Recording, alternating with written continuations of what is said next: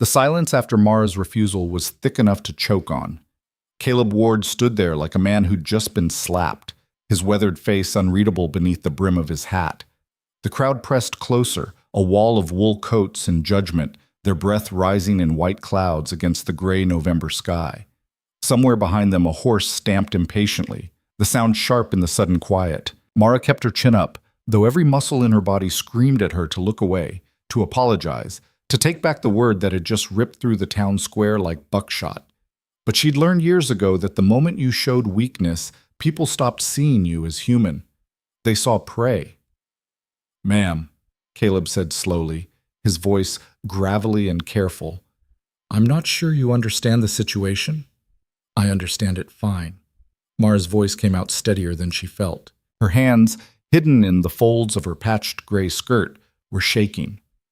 "You offered me a job, a position as cook and housekeeper. That's what your letter said. That's what I came for." A woman in the crowd, sharp-faced, with a hat that probably cost more than Mara's entire wardrobe, let out a laugh that sounded like breaking glass. "A job? Girl, look at yourself. You think any man sends for a woman like you for cooking?" The words landed like stones. Mara had looked at herself plenty.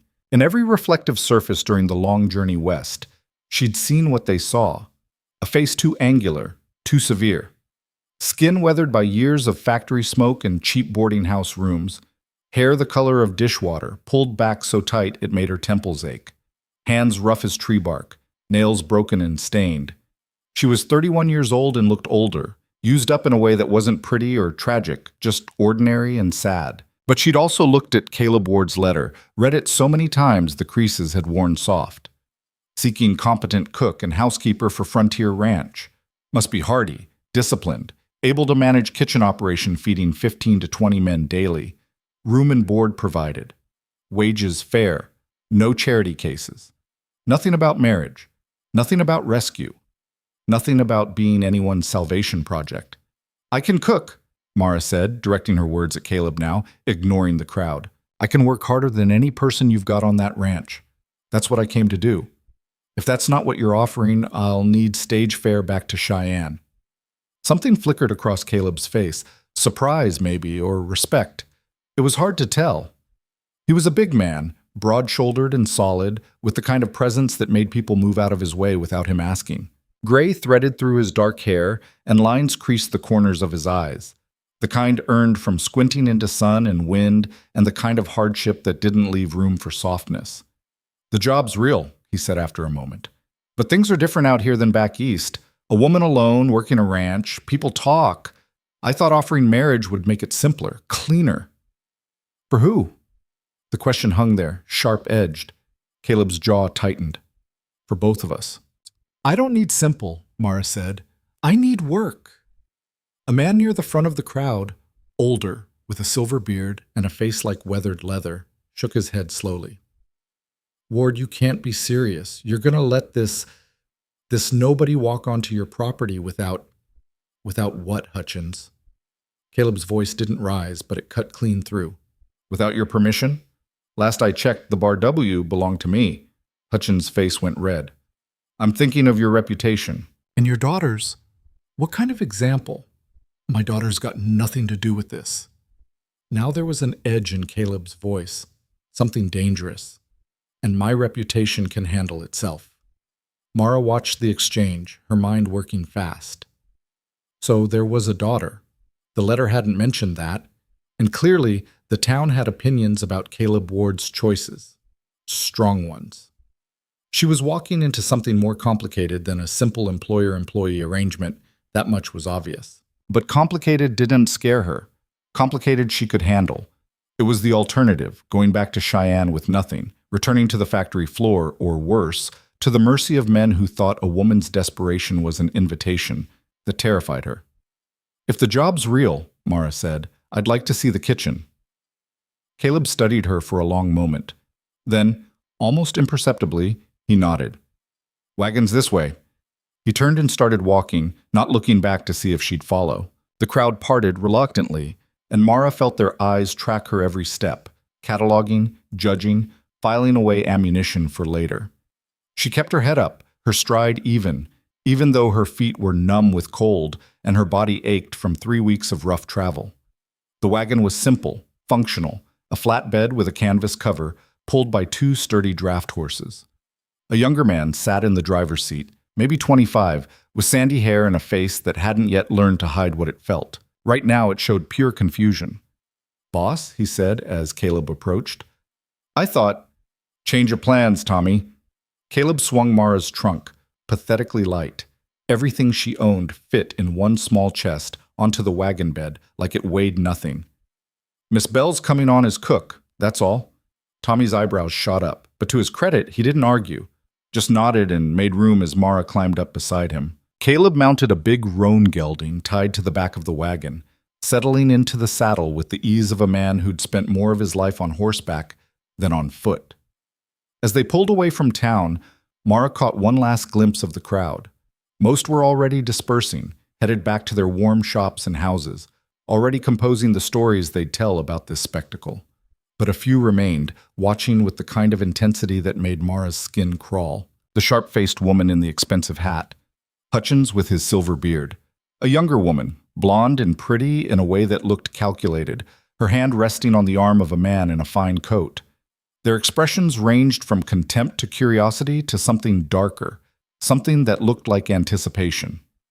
They were waiting, Mara realized, waiting for her to fail, waiting for the inevitable collapse, the moment when this ridiculous situation would resolve itself in the way they expected, with Mara Bell broken, humiliated, and gone.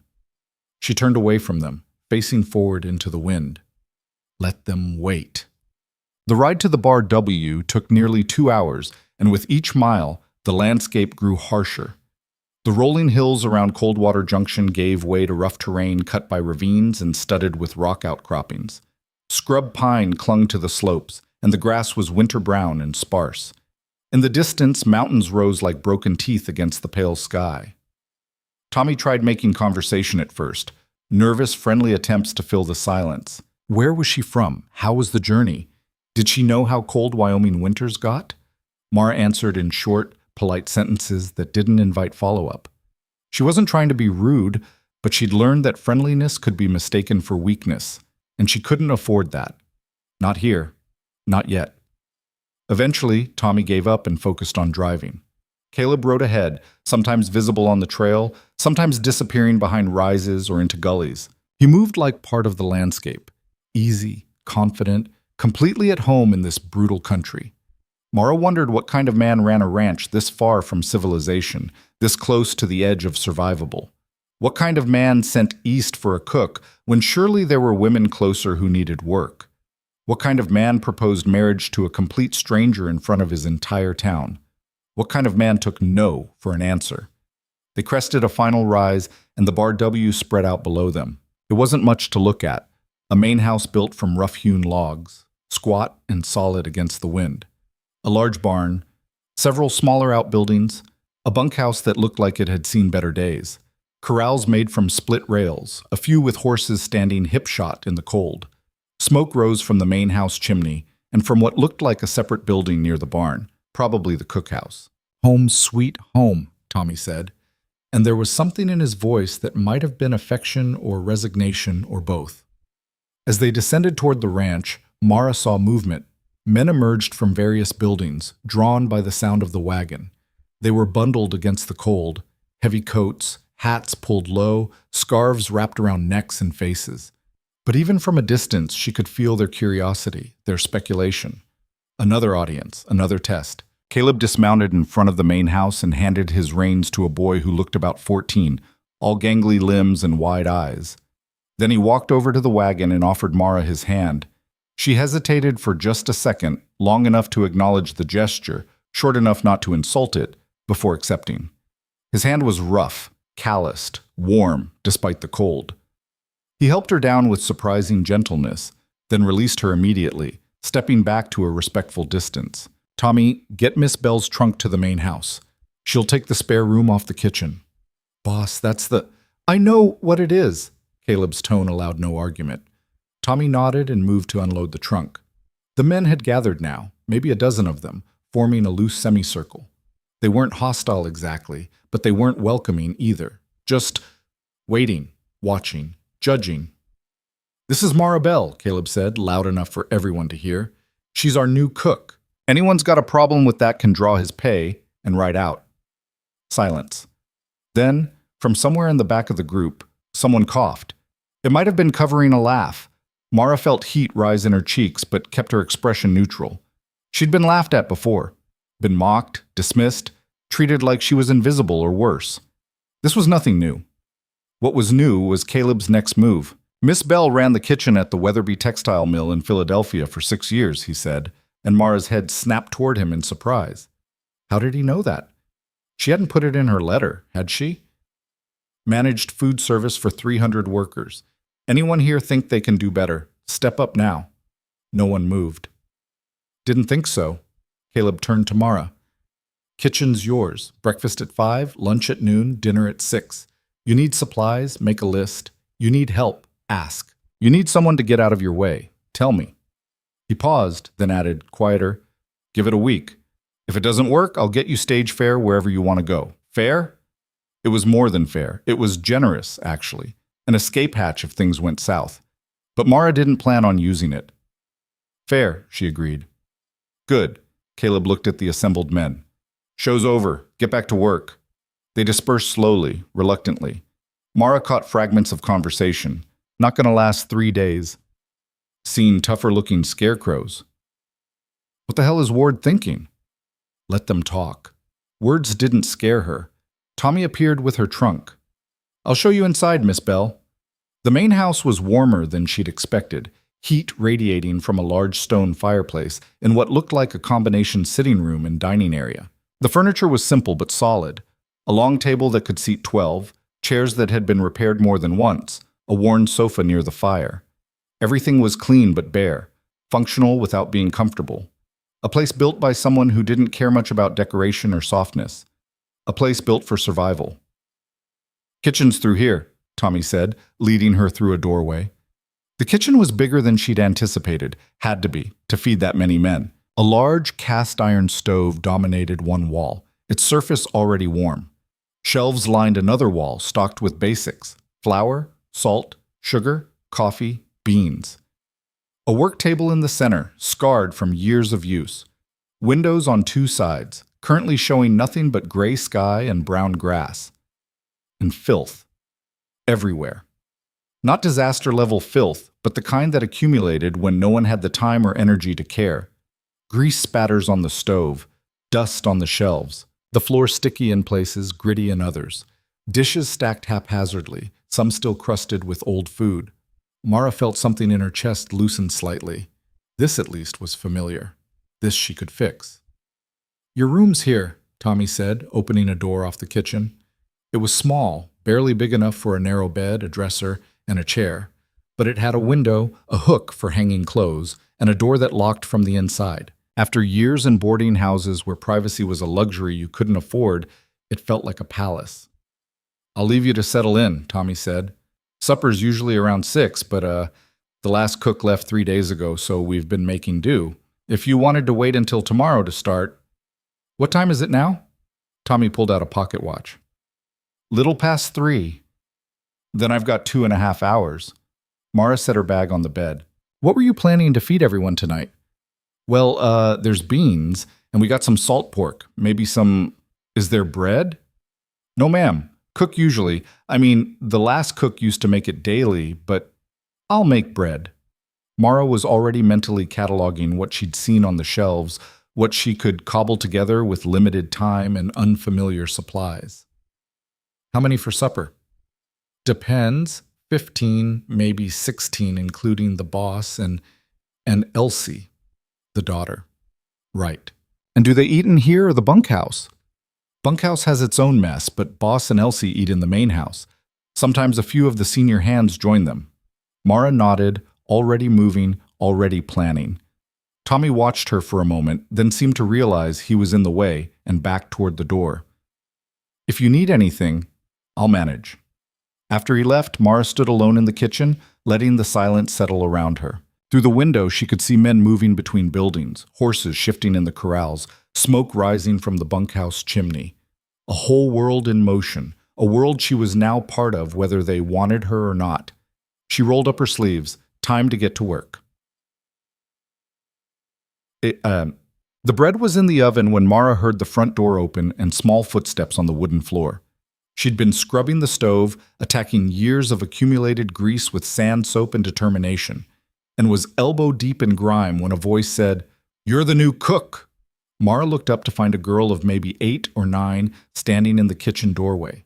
She had dark hair in 2 neat braids, serious brown eyes, and a dress that was clean but well worn. Her hands were red from cold, and her cheeks still held the flush of outdoor air. "I am," Mara said, straightening but not approaching. Children, in her experience, were like wild animals. You let them come to you. "You must be Elsie." The girl's eyes narrowed slightly. "How'd you know my name?"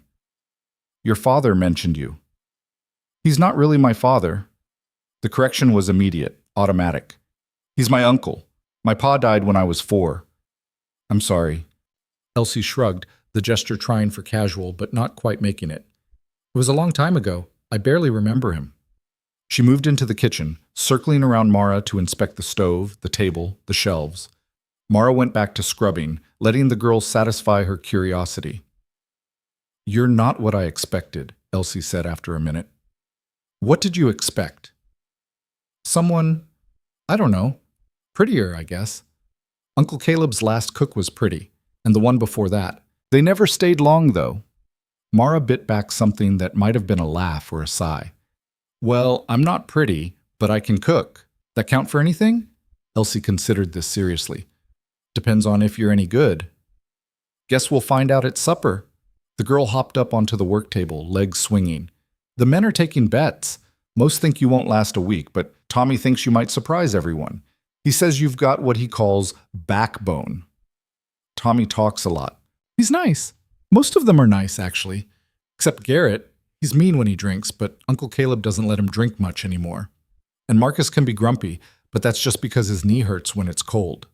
Mara filed away the information, building a mental map of the ranch's population. "You spend a lot of time out in the bunkhouse?" "Uncle Caleb says I shouldn't, but sometimes I sneak out there anyway. They tell better stories than he does." Elsie paused. "You gonna tell on me?"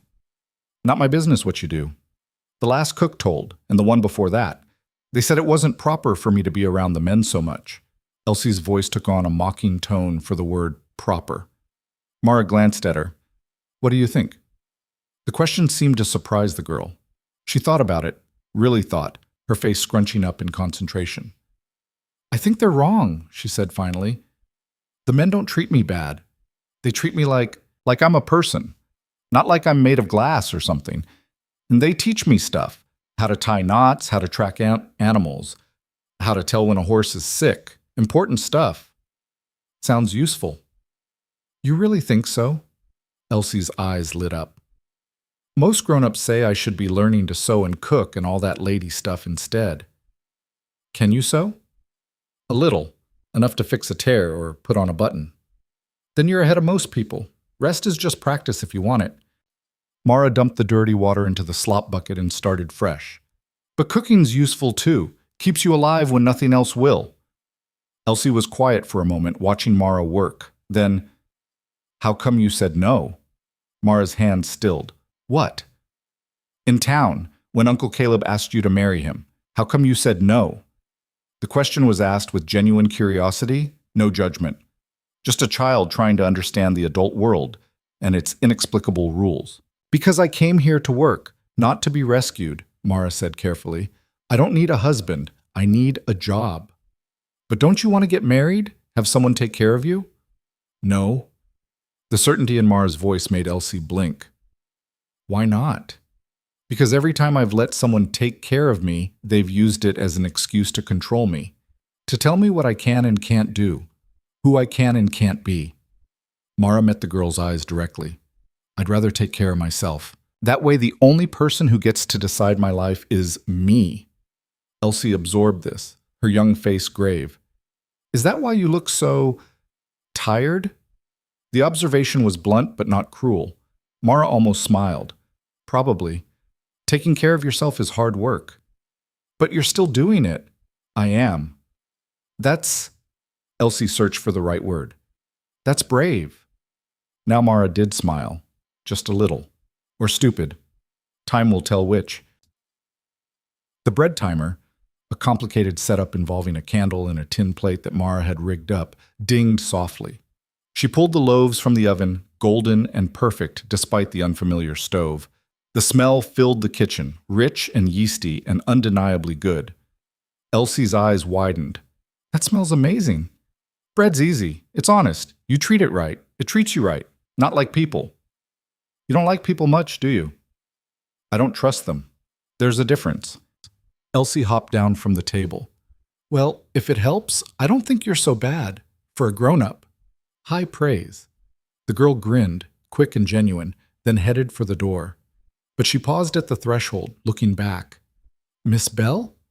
I'm glad you said no to Uncle Caleb. He's been weird lately, doing stuff because he thinks he should, not because he wants to. It's nice to see someone say no to him for once. Then she was gone, leaving Mara alone with her bread and her thoughts. Supper was a disaster waiting to happen, and Mara knew it. She'd done her best. The bread was perfect. The beans were decent, and she'd managed to rescue some of the salt pork and make it edible with herbs and patience. But she was working with limited supplies in an unfamiliar kitchen, and she'd only had 2.5 hours. It wasn't her best work, not by a long shot, but it would have to do. At 6 o'clock exactly, Caleb appeared with 3 other men, older ranch hands with weathered faces and cautious eyes. They took seats at the long table without speaking, watching Mara move between kitchen and dining room with expressions that gave nothing away. Elsie sat at her uncle's right hand, unusually quiet, her eyes darting between Caleb and Mara like she was watching a play and waiting for the next act. Mara served the food and retreated to the kitchen doorway, ready to handle complaints or questions. But none came. The men ate in silence, methodical and efficient, cleaning their plates without comment. Finally, one of them, the oldest, with white hair and a face like carved wood, looked up at her. Bread's good, he said simply. Thank you. Beans could use more salt. I'll remember that. He nodded and went back to eating. The other men murmured agreement about the bread, and just like that, the meal was over. They stood, thanked her with varying degrees of enthusiasm, and filed out into the cold evening. Caleb lingered after they'd gone, helping Elsie with her coat. Bed in an hour, he told her. And I mean in bed, not sneaking books under the covers. I don't know what you're talking about, Elsie said innocently, then ruined it by grinning. She hugged him quickly, unconscious, affectionate, and disappeared upstairs. Mara started clearing the table, but Caleb stopped her with a gesture. Leave it. We need to talk. Here it comes, Mara thought. The lecture about proper behavior, about knowing her place, about how things work out here in the real world. She'd heard variations of it from every employer she'd ever had. But Caleb just pulled out a chair and sat, gesturing for her to do the same. That was a good meal, he said. Better than we've had in weeks. Maybe months. Mara sat slowly, wary. It was nothing special, given more time. I'm not looking for special. I'm looking for consistent and edible. You managed both. He leaned back, studying her. But we need to address what happened in town. I meant what I said. I came to work, not to... I know, and I heard you. He ran a hand through his hair, looking suddenly tired. The proposal was, I handled that wrong. Hutchins and some of the others had been pushing me, saying I needed to make an honest woman of whoever I brought out here, and I thought, hell, I don't know what I thought. That it would be simpler, maybe, cleaner, but I didn't ask what you wanted, and that was wrong. The apology caught Mara completely off guard. In her experience, men didn't apologize. They justified, explained, defended, but they didn't just admit they'd screwed up. I appreciate that, she said carefully. But I need you to understand the situation you've walked into, Caleb continued. Coldwater Junction is a small town with small town thinking. A single woman living on a ranch with 15 men, no matter how proper the arrangement. They're going to talk. They're already talking, and some of that talk will find its way back here, make things difficult. I can handle talk. Can you handle being refused service at the mercantile? Having doors shut in your face? Being treated like you don't exist when you go to town? His eyes were serious, no judgment in them, just honesty. Because that's what's coming, And if it's just you, that's one thing. But Elsie, she's going to hear it too. Other kids repeating what their parents say about the Scarlet Woman at the Bar W, about her uncle's whore. The word hit like a fist, not because Mara hadn't heard it before, she had plenty, but because of the matter-of-fact way Caleb said it. No anger, no outrage, just reality. "So what are you suggesting?" Mara asked, keeping her voice level. "That I leave? That I accept your offer after all? Pretend to be something I'm not just to make the town comfortable?" "No," Caleb shook his head. "I'm telling you what's coming so you can decide if you're willing to deal with it. Because once you commit to this, to working here, there's no going back. The damage to your reputation, and mine, and Elsie's, it's already done. You leave in a week, a month, a year, it won't matter. You'll carry that stain wherever you go." Mara thought about this, really thought about it. She'd left Philadelphia with nothing but her skills and her stubbornness. She'd survived factory work, boarding houses, men who thought a woman alone was fair game. She'd endured poverty, hunger, and loneliness. But she'd done it on her terms, free, answerable to no one but herself. Could she give that up? Tie herself to a man, even a decent one, just to make life easier? "I'm staying," she said, "on the terms we agreed, as your cook. Nothing more." Something flickered in Caleb's expression, relief, maybe, or respect. "Then we'll deal with whatever comes, together, as employer and employee." He stood and extended his hand. Mara took it, and they shook. A firm, businesslike grip that sealed the arrangement more surely than any marriage vows could have. "One more thing," Caleb said as he headed for the door. "Elsie likes you. That doesn't happen often. Most of the women who've worked here either ignored her or tried too hard to mother her. You're just real with her. I appreciate that. She's a good kid." "She is." His voice softened. "Her mother, my sister, died bringing her into the world. Her father made it 4 years before a horse kicked him in the head. I'm all she's got, and I'm not much good at the parenting parts. But I'm trying." "Seems to me you're doing fine." Caleb smiled, brief, genuine, and left. Mara sat alone in the quiet kitchen, listening to the house settle around her. Somewhere upstairs, floorboards creaked as Elsie moved around. Outside, the wind picked up, whistling through gaps in the logs, carrying the scent of snow that hadn't fallen yet. She thought about Philadelphia, about the factory and the noise and the crush of bodies, about the boarding house where she'd shared a room with 3 other women and never felt safe enough to sleep deeply, about the men who'd propositioned her, threatened her, dismissed her.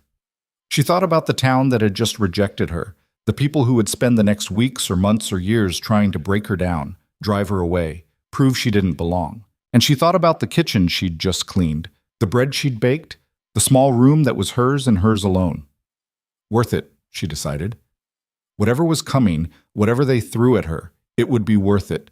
Because for the first time in years, maybe the first time ever, Maribel was exactly where she'd chosen to be. And that was something worth fighting for. The first week passed in a blur of flour dust and scalding water. Mara woke each morning at 4, while the ranch still slept in darkness. She'd light the lamps in the kitchen, stoke the stove until it roared to life, and start the coffee. Strong enough to strip paint the way the men liked it. By 4:30, she had biscuits in the oven and bacon sizzling in 3 cast-iron pans.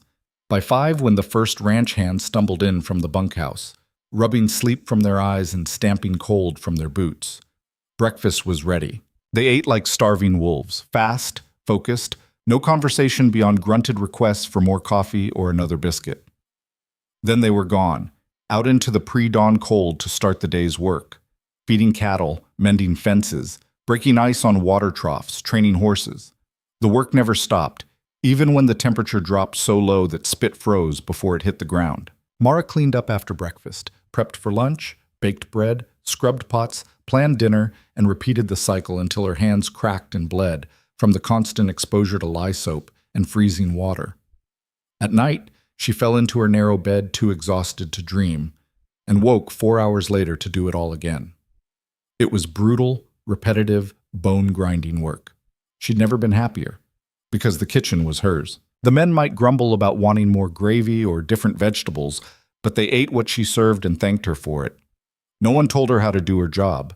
No one hovered over her shoulder, questioning her methods or undermining her authority. Caleb had said the kitchen was hers, and he'd meant it. But respect from the ranch hands came slower than obedience. She'd catch them watching her sometimes, quick, assessing glances when they thought she wasn't paying attention, measuring her, testing her, waiting for the moment when she'd crack, complain, or prove she was too soft for this life. The breaking point came on the 8th day during lunch service. Mara had made stew, rich and thick, with chunks of beef that had simmered for hours until they fell apart at the touch of a spoon. She'd used the last of the dried vegetables, some wild onions Elsie had shown her growing near the creek, and enough pepper to give it bite. It was good work, maybe her best since arriving. She was ladling it into bowls when one of the younger hands, a kid named Danny with more mouth than sense, walked in and immediately wrinkled his nose. "Aw, hell, not more beef," he said loudly. "We've had beef 4 days straight. I'm starting to moo." A few of the other men chuckled, but it was uncomfortable laughter. They knew Danny was pushing it, and they were waiting to see what would happen. Mara set down the ladle carefully. "You're right," she said, her voice pleasant. "I've been serving a lot of beef lately. That's because we've got a whole steer that needs using before it spoils, and I'm not about to waste meat just because you're bored of it." Danny flushed but pressed on, emboldened by the attention. "Back home, my ma used to make chicken on Wednesdays, and pork chops, and then maybe you should ride back home and let your ma cook for you," Mara cut in, her tone still polite but with an edge now. "Because here, you eat what I make, or you go hungry. Your choice." The room went dead silent. Danny's face turned red, then white. He looked around at the other men, clearly expecting support, backup, something, but they all suddenly found their bowls very interesting. I didn't mean," Danny stammered. "Yes, you did." Mara crossed her arms. "You meant to complain about my cooking in front of everyone, make me look incompetent, maybe get a few laughs. Well, you got your laughs. Now get out of my kitchen." "You can't kick me out. I haven't eaten." "You can eat in the bunkhouse. There's beans and hardtack, or you can apologize and sit down and eat what I've made without another word of complaint. Again, your choice." For a long moment, Danny just stood there, trapped between pride and hunger. Then Marcus, the older hand with the bad knee, spoke up from his seat at the table.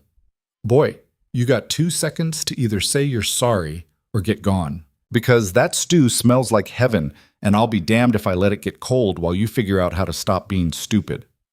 Several other men murmured agreement. Danny looked at Mara, then at the stew, then back at Mara. "I'm sorry," he muttered. "Louder. I'm sorry, Miss Bell, for complaining, and for being disrespectful." Mara studied him for a beat longer, then nodded. "Sit down."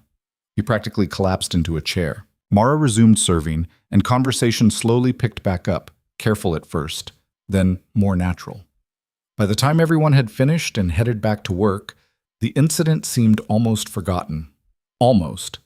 Tommy hung back after the others had left, helping Mara clear plates even though she hadn't asked. "That was something," he said, grinning. "I thought Danny was going to wet himself." "He's young. He'll learn. Most of them have learned already, you know. They're just stubborn about showing it." Tommy stacked bowls carefully. "You've been here 8 days, and the complaints have dropped to almost nothing. Even Garrett admitted yesterday that your biscuits are better than anything we've had in years, and Garrett doesn't admit to liking anything except whiskey and his horse." Mara allowed herself a small smile. "High praise." "I'm serious, Miss Bell. You're changing things around here, making it better. The men see that, even if they won't say it out loud yet." "What about the town?" Tommy's smile faded. That's different." "How different?" He hesitated, clearly debating how much to tell her. Finally, "There's talk. More than before. Mrs. Hutchins has been spreading stories about you and the boss, saying it's only a matter of time before the arrangement becomes official. And some of the merchants are refusing to sell to us, or charging extra, saying it's hazard pay for dealing with that kind of establishment." "What kind of establishment?" Tommy looked uncomfortable. "The kind where a single woman lives with 15 men and no supervision. People are calling the Bar W a brothel, Miss Bell. They're calling you—" "I know what they're calling me." Mara's voice was flat. "Let them talk. Words don't hurt me." "Maybe not. But they hurt Elsie." She came back from town yesterday crying. Some girls at the mercantile said her uncle was running a whorehouse and she was... He stopped, unable to finish. Mara felt something cold and sharp settle in her chest. Where is she now? With Caleb, I think. Out checking the north pasture fence. And Caleb knows about this? He knows. He's trying to shield her from it, but there's only so much he can do. She's a smart kid. She hears things. After Tommy left, Mara stood alone in the kitchen, her hands submerged in dishwater that had long since gone cold. She thought about Elsie, bright, curious Elsie who'd accepted Mara without judgment, who'd called her brave. Elsie who was now paying the price for Mara's choices. It would be easy to leave, to take Caleb up on his offer of stage fare and disappear before things got worse. She'd survived harder situations before, and she'd survive again somewhere else. But that would mean letting the town win. Letting people like Mrs. Hutchins decide who belonged and who didn't, based on nothing more than malicious gossip and narrow-minded judgment. And more than that, it would mean abandoning Elsie, the girl who'd lost her mother, her father, and now risked losing her reputation and her place in the community because of Mara. No, running wasn't the answer. But what was? The question gnawed at Mara through the rest of the day and into the evening. She burned the dinner rolls, her first real mistake since arriving, and barely noticed. Served a meat pie that was too dry and didn't care when Marcus politely asked for more gravy to compensate. Her mind was elsewhere, turning over problems and discarding solutions. It wasn't until after supper, when she was scrubbing the last pot by lamplight, that Elsie appeared in the kitchen doorway. The girl's eyes were red-rimmed but dry, and she held herself with the kind of rigid control that came from practicing not to cry. Uncle Caleb says I should apologize, she said without preamble. Mara looked up, confused. For what? For making you want to leave. He says I shouldn't have gone to town yesterday, that I should have known better, and now you're probably going to go because of the things people said about me. Elsie, but I'm not sorry. The words burst out of her, fierce and defiant. I didn't do anything wrong, and neither did you. Those people are just mean and stupid and... Her voice cracked, and tears spilled over despite her best efforts. Mara dried her hands and knelt down so she was at eye level with the girl. You're right, she said simply. You didn't do anything wrong, and I'm not leaving. Elsie sniffed. You're not? No, I told your uncle I'd give this a fair shot, and I keep my word. Some nasty talk from a town full of gossips isn't going to change that. But they said horrible things about you, about Uncle Caleb, about all of us. I know, and it's not fair and it's not right, but Elsie, listen to me. People like that, people who get their power from tearing others down, they only win if you let them see you break. You want to know how to beat them? The girl nodded, fierce and hopeful. You keep going. You hold your head up, do your work, live your life exactly as you choose. And eventually, they'll either get bored and move on to easier targets, or they'll have to admit they were wrong. Either way, you win, but only if you don't give up. Is that what you do when people are mean to you? Every single day of my life. Elsie thought about this, wiping her eyes with the back of her hand. Does it get easier? Mara wanted to lie, to give the comforting answer that would make the child feel better, but she respected Elsie too much for that. No, she said honestly. It doesn't get easier, but you get stronger, and that's better. The girl nodded slowly, absorbing this. Then, impulsively, she threw her arms around Mara's neck in a fierce hug. Mara stiffened. Physical affection wasn't something she was used to, but after a moment she awkwardly patted Elsie's back. Thank you for staying, Elsie whispered. Thank you for not being like them. When Elsie pulled back, her face was calmer, more settled. She even managed a small smile. The meat pie was kind of dry tonight. Mara laughed, surprised and genuine. It was terrible. I'll do better tomorrow. Okay, good night, Miss Bell. Good night, Elsie. After the girl left, Mara sat back on her heels, staring at nothing. That conversation had changed something, shifted something fundamental in her chest. She'd come here for a job, for independence, for a chance to survive on her own terms. But somehow, without meaning to, she'd found something more. A kid who needed her. A community, small and rough as it was, that was learning to accept her. A purpose beyond just getting through each day. And she'd be damned if she let anyone take that away. The next morning, Mara woke with a plan. She found Caleb in the barn, checking on a mare who was due to foal any day. He looked up when she entered, surprise flickering across his face. She rarely sought him out, preferring to handle problems on her own. "Miss Bell, everything all right?" "I need supplies from town," she said without preamble. "More flour, sugar, lard, some spices if they have them, dried fruit, nuts. And I'll need the wagon if Tommy can spare a few hours to drive me." Caleb straightened, brushing hay from his sleeves. "You sure that's wise? After what happened to Elsie?" "That's exactly why I need to go. The town thinks I'm hiding out here, ashamed or scared. I need to show them I'm neither." Mara. It was the first time he'd used her first name, and they both noticed. He cleared his throat. "Miss Bell, those people aren't going to welcome you. They're going to make it as difficult and humiliating as possible. Maybe it's better to send Tommy, let him handle the—" "No," her voice was firm. "I won't hide, and I won't give them the satisfaction of thinking they've won." Caleb studied her for a long moment, his weathered face thoughtful. Finally, he nodded. "All right, but I'm coming with you, and before you argue—" He held up a hand as Mara opened her mouth. "This isn't about protection or chivalry. It's about making it clear that you work for me, that you're part of this ranch, and that anyone who disrespects you disrespects the Bar W. Business, not personal." Mara wanted to refuse, to insist she could handle it alone. But she also knew he was right. In a place like this, alliances mattered. Showing a united front mattered. "Fine, when can we leave?" "Give me an hour to finish up here. We'll make it to town by mid-morning." The ride to Coldwater Junction was quiet. Tommy drove while Mara sat beside him, and Caleb rode alongside on his roan. The day was cold but clear, the sky that hard, brilliant blue that only came in winter. Snow from a storm 3 days earlier still clung to the shaded areas, and their breath steamed in the frigid air. As they crested the final hill and the town came into view, Mara felt her stomach tighten. She'd faced angry foremen, aggressive supervisors, men who'd cornered her in dark hallways. But there was something particularly insidious about the kind of violence towns like this specialized in. The social destruction, the systematic isolation, the death by 1,000 cuts of rumor and reputation. Still, she'd meant what she told Elsie. You kept going, you held your head up, you won by refusing to break. They pulled up in front of Miller's Mercantile, the largest general store in town, and the one that supposedly stocked the widest variety of goods. Through the big front window, Mara could see several people inside, and she saw the exact moment they noticed the Bar W wagon. Heads turned, conversations stopped.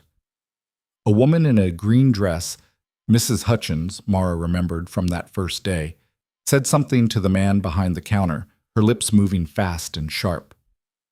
"You don't have to do this," Caleb said quietly, moving his horse closer to the wagon. "Yes, I do."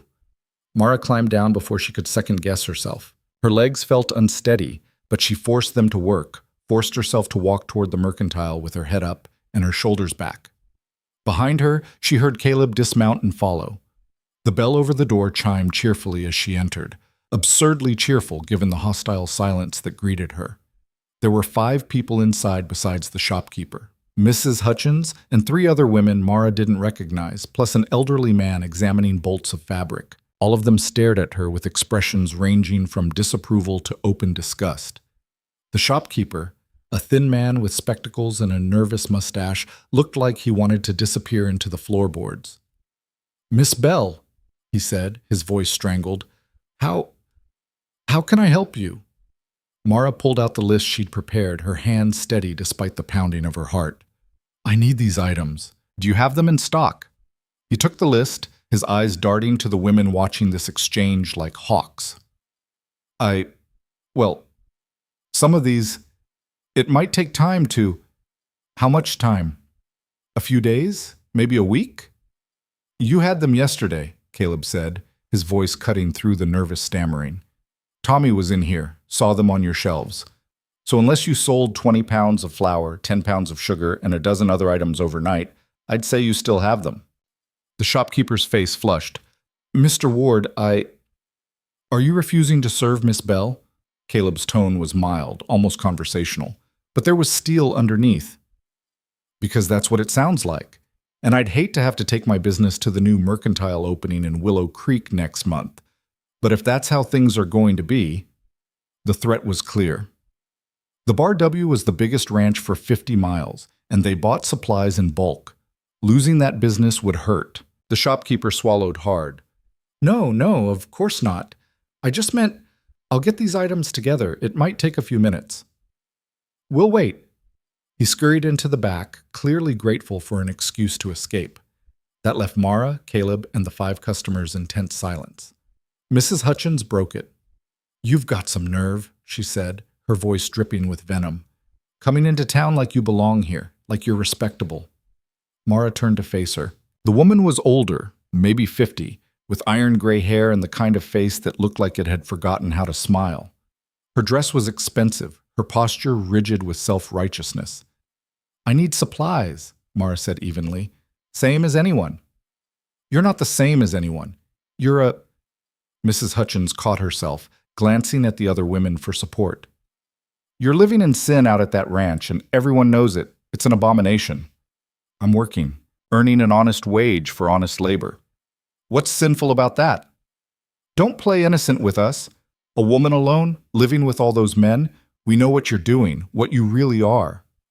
One of the other women nodded vigorously. My husband says no decent woman would agree to such an arrangement. Says you must be...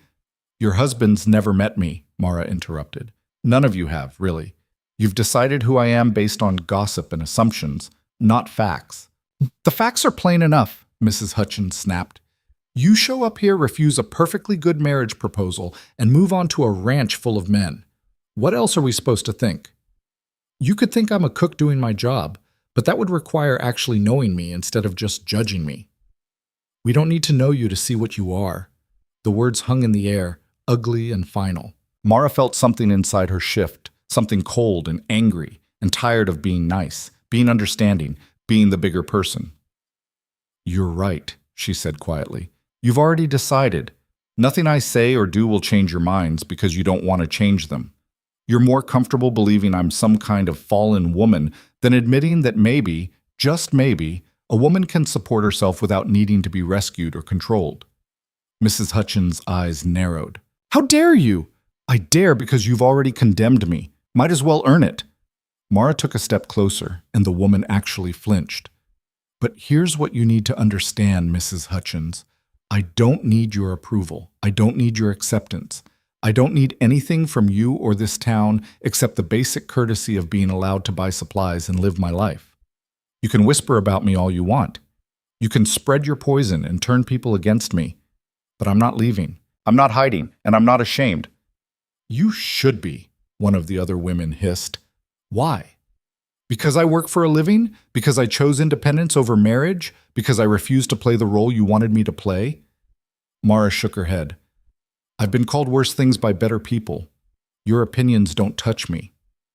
Then why are you shaking? Mrs. Hutchins' smile was cruel, and Mara was shaking. She could feel it, the tremor in her hands, the way her voice wavered slightly despite her best efforts to control it. Because standing up to bullies didn't mean you weren't scared. It just meant you did it anyway. Because I'm angry, she said, and her voice was steadier now, stronger. Angry that women like you make it harder for women like me to survive. Angry that instead of helping each other, we tear each other down. Angry that you'd rather destroy a child's innocence with your nasty rumors than admit you might be wrong. That hit home. Mrs. Hutchins' face went red. Don't you dare bring Elsie into this. That poor child living in that environment. That child is loved, protected, and cared for, Caleb cut in, his voice hard. And she was doing just fine until your daughter and her friends decided to repeat your poison. So if you've got concerns about Elsie's well-being, maybe start by teaching your own kids some basic human decency. The shopkeeper reappeared from the back, his arms laden with supplies, clearly desperate to end this confrontation. I've got everything on your list, Miss Bell. That'll be, whatever it costs, add 20%, Mrs. Hutchins announced. Call it a morality tax. The shopkeeper looked panicked. Mrs. Hutchins, I don't think, do it, or I'll make sure every woman in this town knows you're supporting that kind of behavior. Mara saw Caleb's jaw tighten, saw him about to explode, and knew that if he did, This would escalate into something uglier, something that might actually damage his business, his standing. "Fine," she said before he could speak. "Charge the extra. I'll pay it." "Mara," Caleb started. "It's fine." She counted out coins from the pouch Caleb had given her, including the 20% surcharge, and placed them on the counter with deliberate precision. "Consider it a donation to the Coldwater Junction Society for narrow-minded gossips. I'm sure you'll put it to good use." Mrs. Hutchins' face turned purple. Mara gathered her supplies, took her time loading them into the basket she'd brought, and walked out of the mercantile with her head high. She didn't rush, didn't scurry away like she'd been chased, just moved at her own pace, calm and deliberate. It wasn't until she was back in the wagon, until Tommy had started the horses moving and they were halfway out of town, that she allowed herself to shake. Her hands trembled violently. Her breath came in short, sharp gasps. She felt simultaneously triumphant and devastated, strong and broken. "You did good," Caleb said quietly, riding alongside the wagon. "That took courage." Didn't feel like courage. Felt like stupidity. Sometimes they're the same thing. Mara let out a sound that might have been a laugh or a sob. "She's going to make my life hell now. All of them will." "Probably. But you showed them you won't be intimidated. That matters." "Does it? Because right now it feels like all I did was paint an even bigger target on my back. And on Elsie's." Caleb was quiet for a moment. "There's something you should know about small towns like this. They run on fear and conformity. Anyone who's different, who doesn't fit the mold, they go after them because it reinforces their sense of what's right and normal. But here's the thing. They only have the power you give them. You keep showing up, keep living your life, keep being exactly who you are. Eventually, they run out of ammunition. Or I run out of strength. You won't." "How do you know?" He met her eyes, and there was something in his expression she couldn't quite read. Respect, maybe, or recognition. "Because I've been watching you for 2 weeks now. Watching you wake up before dawn, work until you can barely stand, and never once complain or cut corners. Watching you win over men who didn't think they needed winning over. Watching you connect with a little girl who doesn't trust easily and hasn't smiled this much in years." He paused. "You're stronger than you think, Maribel. Stronger than they are. And that's what scares them." The words settled over her like a blanket, warm and unexpected. She didn't know what to say, so she said nothing. Just let the wagon carry them home, back to the ranch that had somehow, impossibly, started to feel like hers. That night, after dinner was cleared and the kitchen cleaned, Mara sat at the work table with a cup of tea and thought about what came next. The confrontation with Mrs. Hutchins had been necessary, even satisfying in some ways. But it hadn't solved anything. If anything, it had escalated the situation. The town would be even more hostile now, even more determined to drive her out. She needed something more than defiance. She needed leverage, proof of her worth that couldn't be dismissed or explained away. The answer came to her slowly, piece by piece, as she sipped her tea and stared at the supplies she'd bought that afternoon. Flour, sugar, spices, dried fruit. Simple ingredients that became something more in the right hands. What if she could show them, not tell them she was valuable, but prove it in a way they couldn't deny? The idea was crazy, risky, possibly doomed to failure, but it was also the only path forward she could see. Mara smiled into her tea, feeling something like hope kindle in her chest for the first time in days. If they wanted to judge her, fine. Let them judge her on a level playing field. Let them see what she could really do. 2 days after the confrontation at the mercantile, the sky turned the color of old iron and the temperature dropped 20 degrees in an hour. Marcus limped into the kitchen during breakfast, his face tight with pain that had nothing to do with his bad knee. "Storm's coming," he announced, pouring himself coffee with hands that shook slightly. "Big one. Can feel it in my bones." The other men nodded, already shifting into storm preparation mode. Conversations turned practical. Which cattle needed moving, how much hay to bring in closer, whether the roof on the east barn would hold.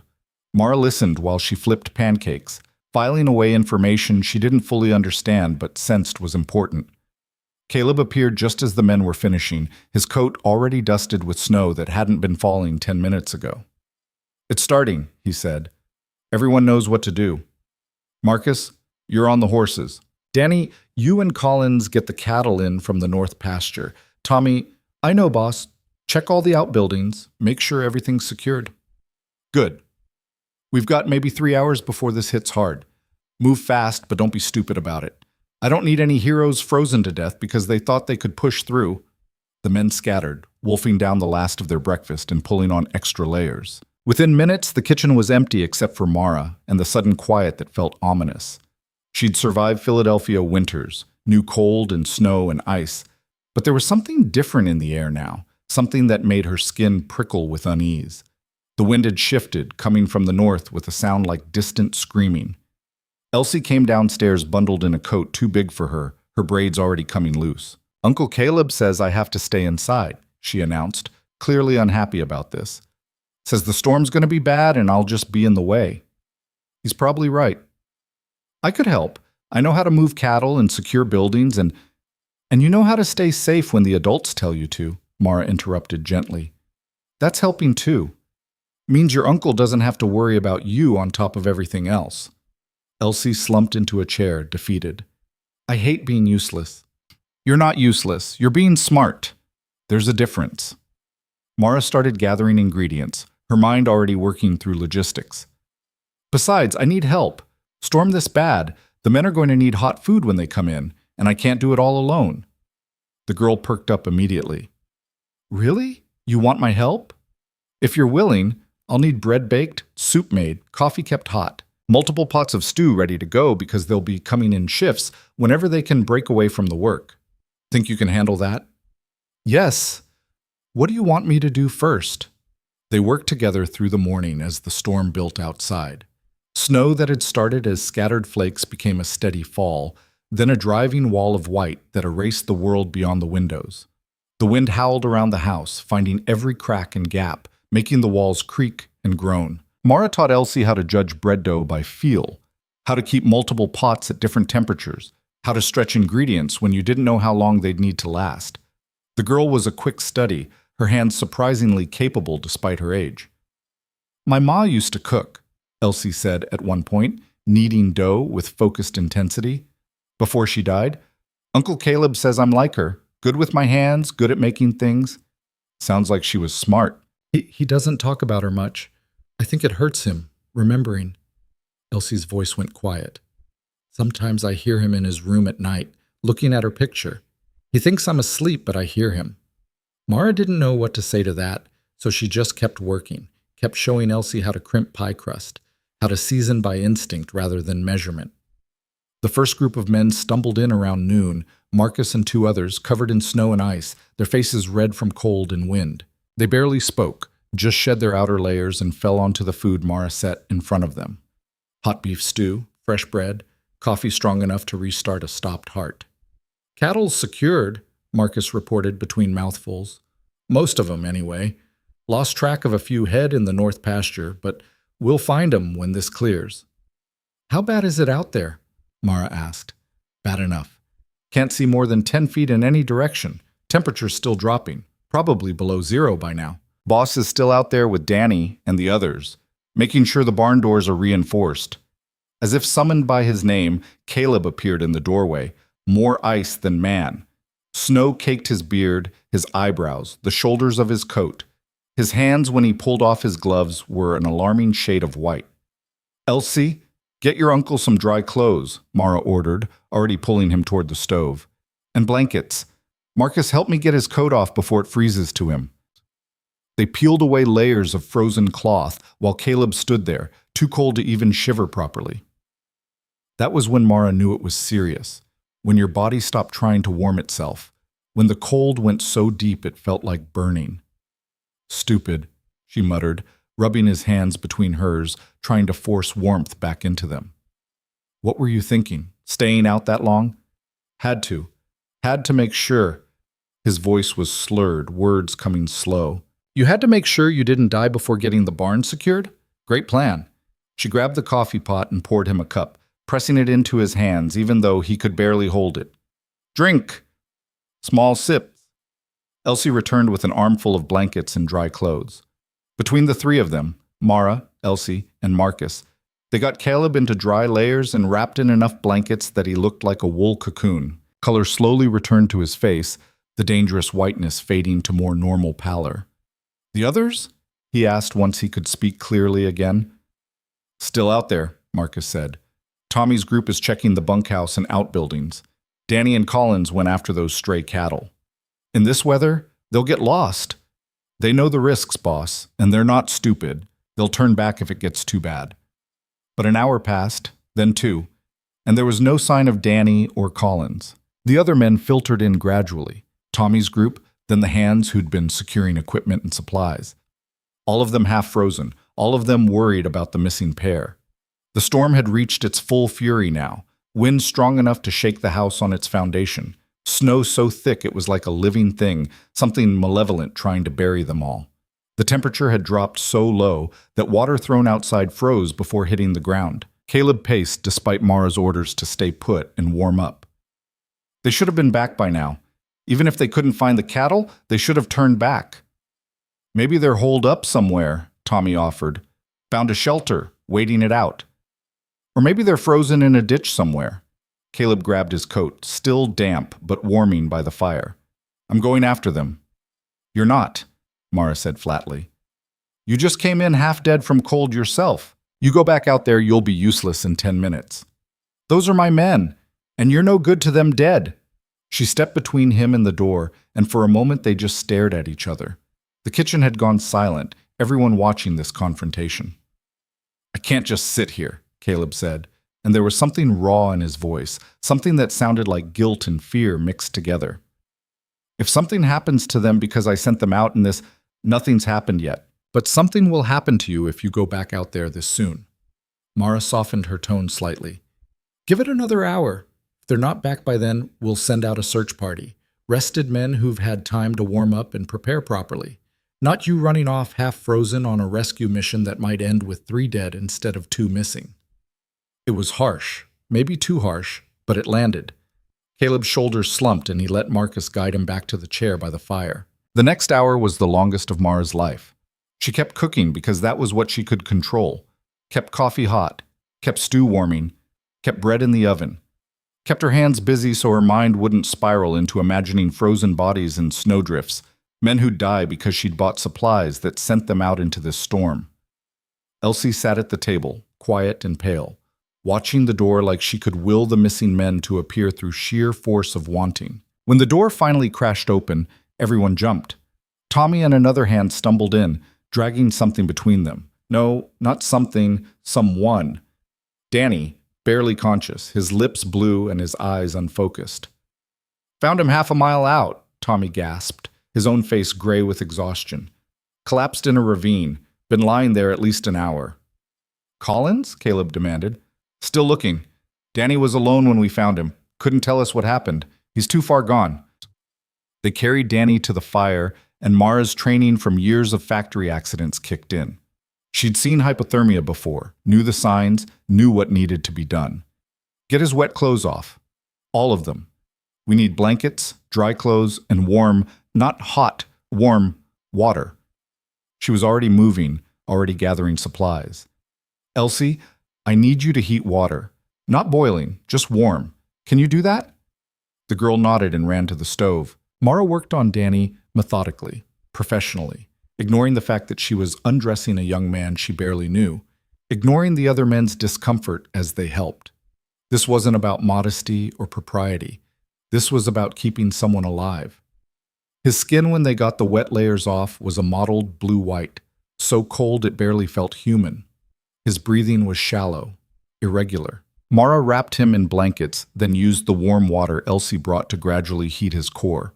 Warm compresses on his chest, his neck, his groin, where the major blood vessels ran. "Talk to him," she instructed the men standing around uselessly. "Keep him conscious if you can. Tell him stupid stories, ask him questions, whatever. Just don't let him drift off."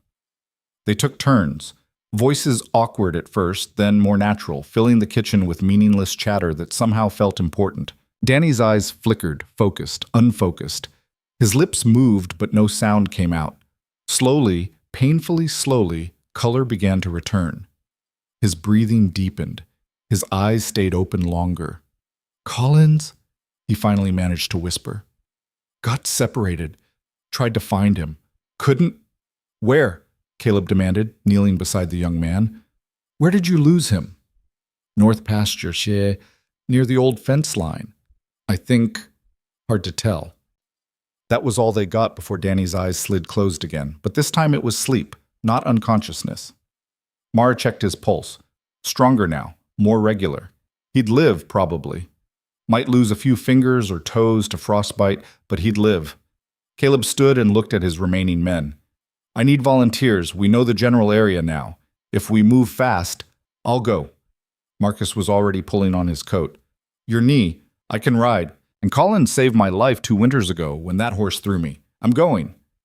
3 other men volunteered. Caleb didn't argue with them, just started issuing orders. Who would ride where? What signals to use if they found anything? How long before they turned back whether they'd found Collins or not?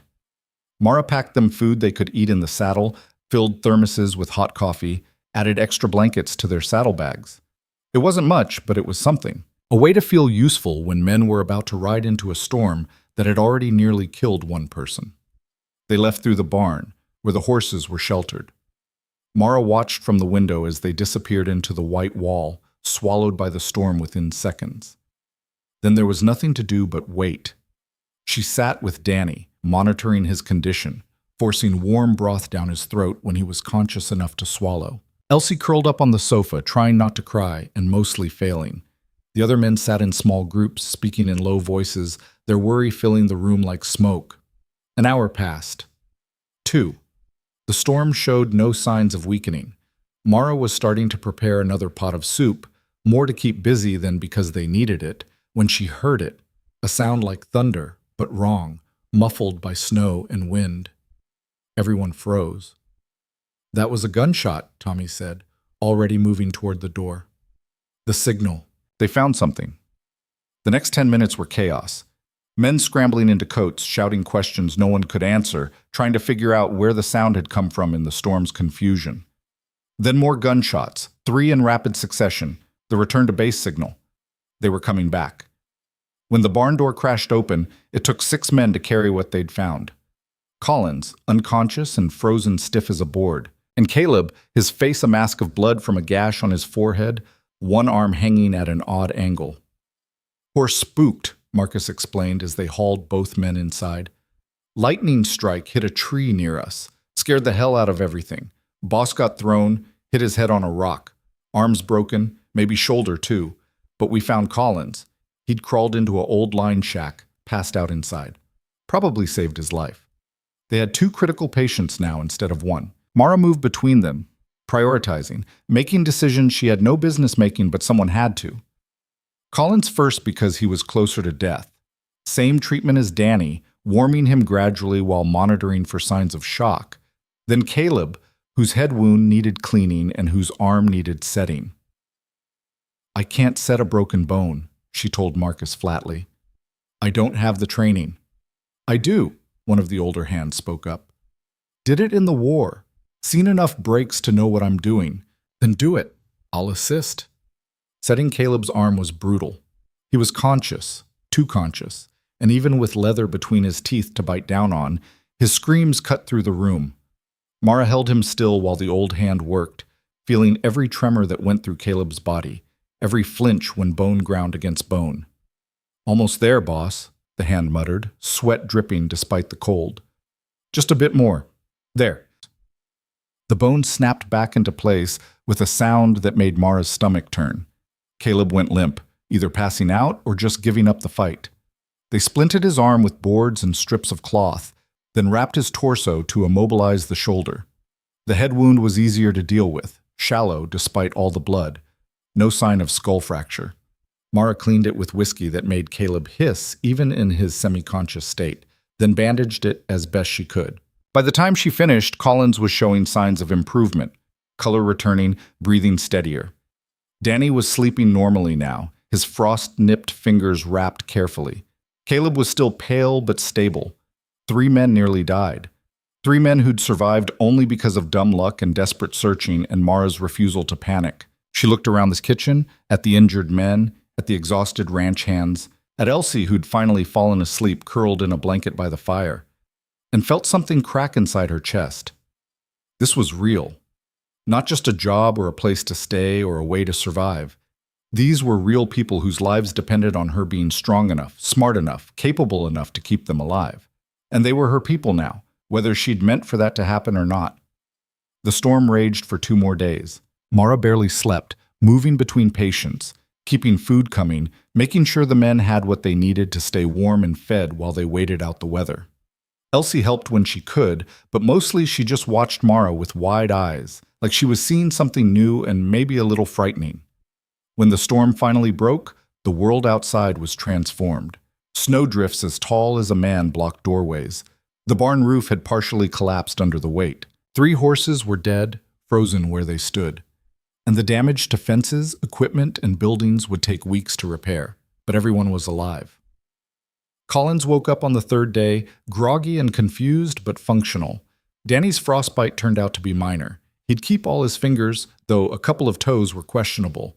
Caleb's arm was healing, though he was a terrible patient, trying to work one-handed and getting frustrated when his body wouldn't cooperate. A week after the storm, Mara was kneading bread dough when Caleb appeared in the kitchen.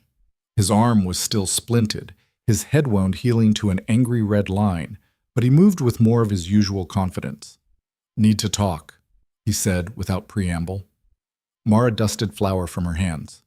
About? About what happened during the storm. He pulled out a chair, wincing as the movement jarred his shoulder. "You saved 3 lives. Maybe more. If we'd lost Collins and Danny, who knows what would have happened to morale, to the men's willingness to work through the rest of winter. You held everything together when I couldn't." "I did what needed doing." Most people wouldn't have known what needed doing. Most people would have panicked, made things worse. He met her eyes. "I'm saying thank you. And I'm saying I was wrong to think you were just here for a job. You're more than that now." The words should have felt good, should have been validating. Instead, they made Mara's skin prickle with unease. "Don't," she said quietly. "Don't turn this into something it's not." "I'm not." "Yes, you are. You're making me into some kind of hero or savior, and that's not what happened. I just used skills I learned in a factory dealing with accidents. That's all. It doesn't mean anything beyond that." Caleb frowned. "Why are you pulling back? After everything, because everything changes expectations." Mara's hands clenched in the dough. "Because people start relying on you for more than you can give. Because one minute you're just the cook, and the next everyone's looking at you like you're supposed to fix all their problems. And I can't be that person." "No one's asking you to be." "Yes, you are. Right now with this conversation. You're saying I'm more than just here for a job, which means you're adding weight to this arrangement that I didn't sign up for." She forced herself to meet his eyes. "I like it here. I like the work, the kitchen, even Elsie, but I can't let it become more than what it is. Employment. Because the second it becomes more, the second people start expecting me to care about them beyond just doing my job, that's when it gets complicated. That's when I can't leave if I need to." Understanding dawned on Caleb's face, followed by something that might have been hurt. "You're still planning to leave?" "I'm planning to keep my options open." "That's not the same thing." "It is to me." They sat in tense silence, the bread dough between them growing warm under Mara's hands. Finally, Caleb stood. "All right, if that's how you want it. You're the cook. I'm the boss. Everything else is just business." "Exactly." But as he left, Mara felt something twist in her gut, relief mixed with regret maybe, or the uncomfortable knowledge that she was lying to both of them, because somewhere during the storm, during the desperate hours of keeping men alive, something had shifted. The ranch had stopped being just a place to work and started being something more, something that felt dangerously like home, and that terrified her more than any blizzard ever could. The men treated her differently after the storm, not worse, but different. There was respect now, genuine respect that went beyond just acknowledging she could cook. They asked her opinion on things that had nothing to do with the kitchen. Whether a horse looked sick, how to treat a wound, what supplies they'd need for the next storm. Danny followed her around like a puppy when he wasn't working, clearly crushing hard despite the age difference. Marcus started calling her Doc, as a joke that somehow stuck. Even the town's attitude shifted slightly. When Tommy went in for supplies the next week, he reported that Miller at the Mercantile had been almost civil. Word had spread about what happened during the storm, how Mara had saved 3 men, kept the ranch running, proved herself in the crucible of crisis. "Mrs. Hutchins still hates you," Tommy reported cheerfully, "but some of the other women are starting to question whether she's right. I heard 2 of them arguing at the post office, one saying you couldn't be all bad if you saved Collins's life, the other saying it was probably all for show." "Progress, I guess," Mara said dryly. "Better than nothing." But the attention made Mara uneasy. She'd spent years being invisible, unremarkable, beneath notice. Suddenly, being seen felt dangerous, like standing in a spotlight when you were used to shadows. It was Elsie who finally called her on it. "You're scared," the girl announced one afternoon while they were making pies, "of people liking you." "I'm not scared." "Yes, you are. I see it when the men thank you, or when Uncle Caleb tries to talk to you about anything that's not food or supplies. You get this look like you want to run away." Mara pressed her thumbs into pie crust, making perfect crimped edges. "Maybe I just value my privacy. Or maybe you're worried that if people like you too much, you'll have to stay. And staying means you can't control everything anymore." The observation was so accurate, so uncomfortably perceptive, that Mara actually stopped working. "When did you get so smart?" "I've always been smart. Adults just don't usually listen." Elsie rolled out dough with focused intensity. "But I get it, kind of. When my pa died, I didn't want to like Uncle Caleb at first. Because liking him meant admitting pa was really gone, that things had changed forever. It was easier to just not feel anything. And now? Now I'm glad I let myself like him, even though it's scary sometimes, thinking about what would happen if I lost him too." She looked up at Mara. "But being scared all the time is worse than maybe getting hurt later. At least I think so." Out of the mouths of children, Mara thought, wisdom that cut straight through all her carefully constructed defenses. "Your uncle's lucky to have you," she said quietly. "We're all lucky to have you, even if you won't admit it." That night, lying in her narrow bed, Mara stared at the ceiling and thought about luck and fear and the way life kept pushing you toward things you'd spent years running from. She'd come to Wyoming to survive, to work, earn money, maintain her independence, simple goals, achievable goals. But somewhere along the way, between Elsie's fierce loyalty and the men's grudging respect and even Caleb's quiet presence, something had changed. The ranch had gotten under her skin, wrapped itself around her in ways that made leaving feel less like freedom and more like amputation. She wasn't ready to admit that yet, wasn't ready to acknowledge what it meant. But the truth was there anyway, waiting for her to be brave enough to face it. She belonged here, and that scared her more than anything the town could ever say or do. The fear kept Mara up that night and into the gray dawn, her mind turning over the same uncomfortable truths until she wanted to scream. By the time she lit the kitchen lamps at 4 in the morning, she'd made a decision, or rather, admitted to one she'd been circling for weeks. She couldn't keep living in this limbo, suspended between staying and leaving, between caring and pretending not to. The ranch hands saw through it. Elsie saw through it. Hell, even Caleb with his carefully maintained distance probably saw through it. So either she committed, really committed, to this place and these people, or she needed to start planning her exit before she got in any deeper. The problem was, she didn't know which option scared her more. She was pulling biscuits from the oven when Caleb appeared in the doorway, earlier than usual. His arm was still splinted, but he moved with less caution now, the pain clearly lessening. The head wound had scabbed over, a dark line across his temple that would probably scar. "Couldn't sleep either?" he asked, pouring himself coffee without waiting for permission. "Lots on my mind." "Want to talk about it?" "Not particularly." He nodded, accepting that, and they stood in companionable silence while Mara started the bacon. Outside, the sky was lightening from black to deep blue, stars fading one by one. It would be a clear day, cold, but clear. Good working weather. "There's a meeting in town next week," Caleb said after a while. Cattlemen's Association, quarterly planning session, usually just the ranch owners, but this time they're doing a community gathering afterward, food, socializing, that kind of thing. Mara's hands stilled on the bacon fork. "And you're telling me this because?" "Because I need to go, and I'm bringing Elsie. She's been cooped up here too long, needs to see other people her age, even if they're not always kind. And I thought, he paused, seemed to gather himself. I thought maybe you'd want to come too. To a town that hates me?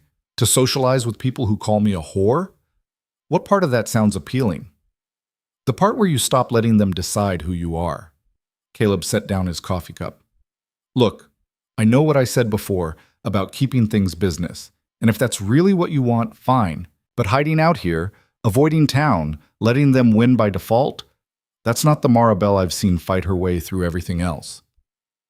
Maybe you don't know me as well as you think. Maybe. Or maybe you're scared that if you show up, hold your head high, prove you're not ashamed, they might actually have to reevaluate their opinions. And that's terrifying because it means you can't keep using their hatred as an excuse to not belong anywhere. The words hit like a slap, sharp and accurate and infuriating. Mara wanted to argue, to tell him he was wrong, to defend herself against accusations that felt too close to truths she wasn't ready to face. Instead, she said, "What time do we leave?" Surprise flickered across Caleb's face, followed by something that might have been approval. "Saturday morning? Early. We'll make a day of it. Meetings at 10, community gathering starts around 2. Could be back by evening if the weather holds." "Fine. I'll go, but I'm not promising to be pleasant about it." I'd expect nothing less. The next few days passed in a blur of preparation. Mara threw herself into work with almost manic intensity, baking extra bread, making stews that could be reheated easily, leaving detailed instructions for the ranch hands who'd stay behind. She told herself it was just practical planning, making sure the men would be fed while she was gone. But really, it was displacement activity. Busy work to avoid thinking about Saturday, about walking back into that town and facing the people who'd already decided she was worthless. Elsie was excited enough for both of them, chattering constantly about who might be there, what she'd wear, whether there would be other children. The girl's enthusiasm was both endearing and painful, a reminder of how isolated Elsie had become because of Mara's presence. How the town's judgment of Mara had bled onto an innocent child who deserved better. Friday night, Mara pulled out her best dress, which wasn't saying much. It was gray wool, practical and warm, but shapeless and old-fashioned, even by frontier standards. She'd worn it to her interview at the textile mill 6 years ago, and it hadn't been new then. There was a knock on her door, and Elsie poked her head in without waiting for permission. "Is that what you're wearing tomorrow?"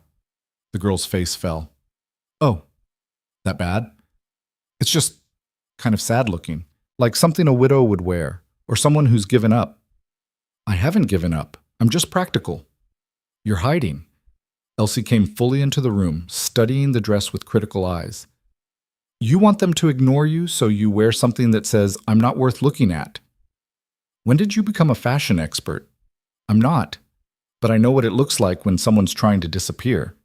The girl sat on Mara's narrow bed. "My ma had this dress. My uncle kept it after she died. It's beautiful, deep blue with black trim. She wore it to special occasions, made her feel pretty and strong at the same time. I think it would fit you, maybe.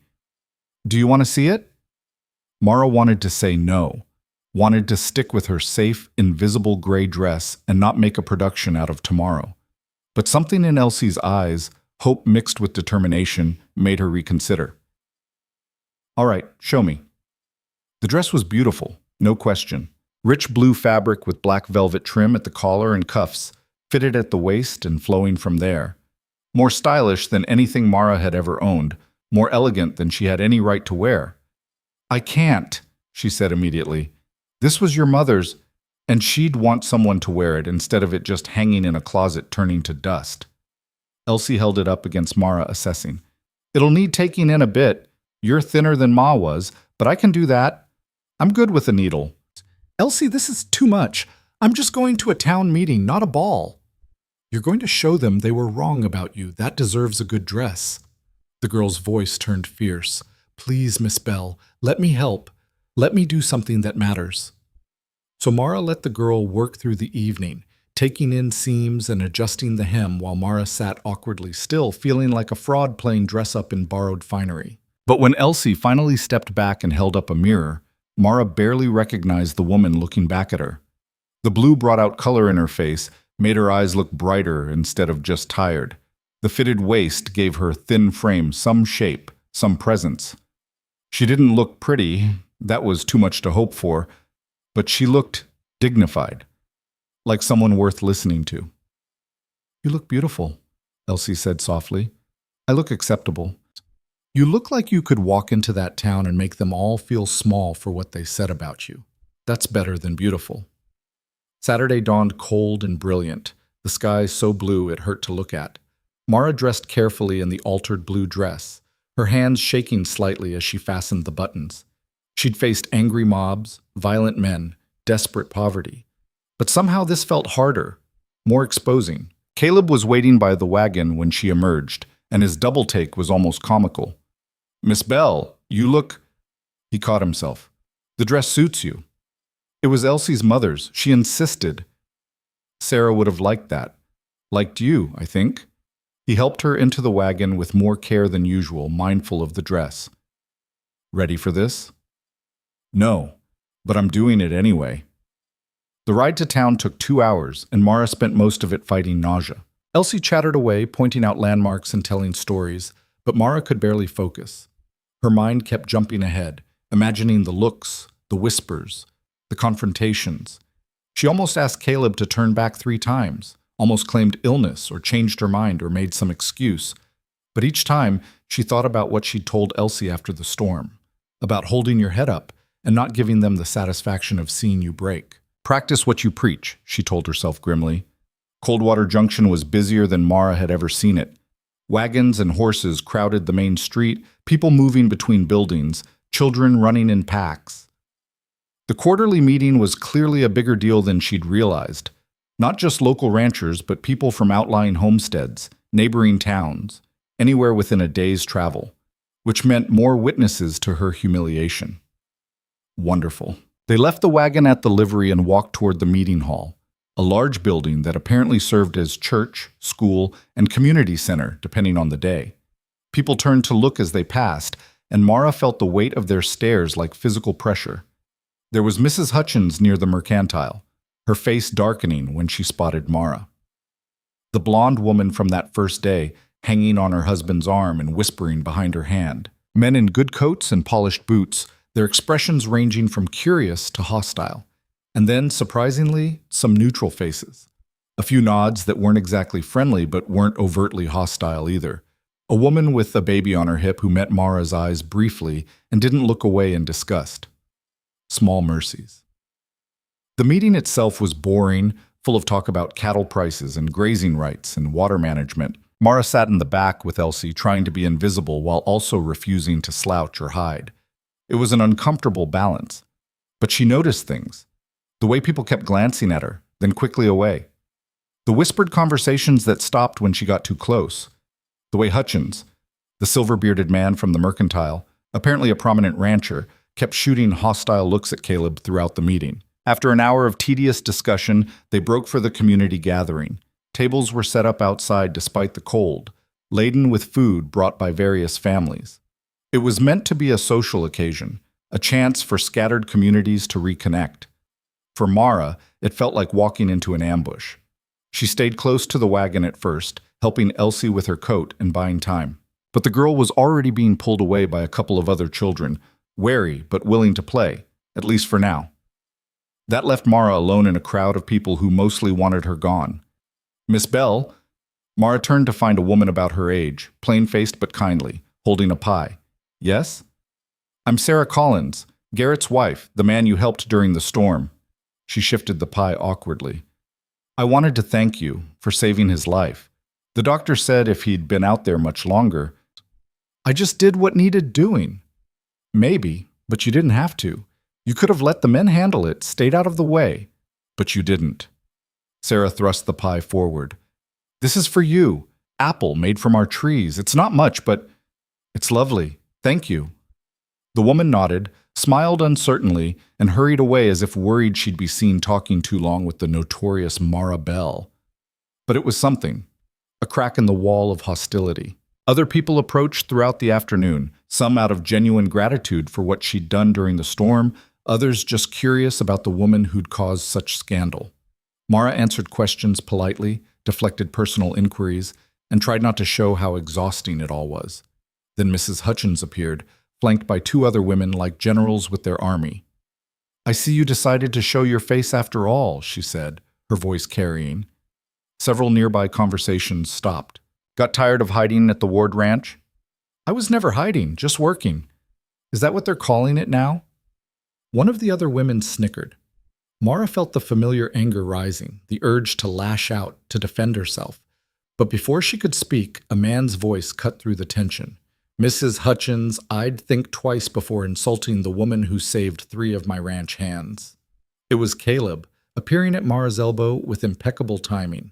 His splinted arm was a visible reminder of the storm, of what had happened. "I'm not insulting anyone," Mrs. Hutchins said stiffly. "Just making observations. Observations that happen to malign a woman's character based on assumptions rather than facts? Sounds like gossip to me. And last I checked, that was supposed to be a sin." A few people in the growing crowd murmured agreement. Mrs. Hutchins' face reddened. "I'm not going to stand here and be lectured by a man who brought shame on this entire community." "What shame?"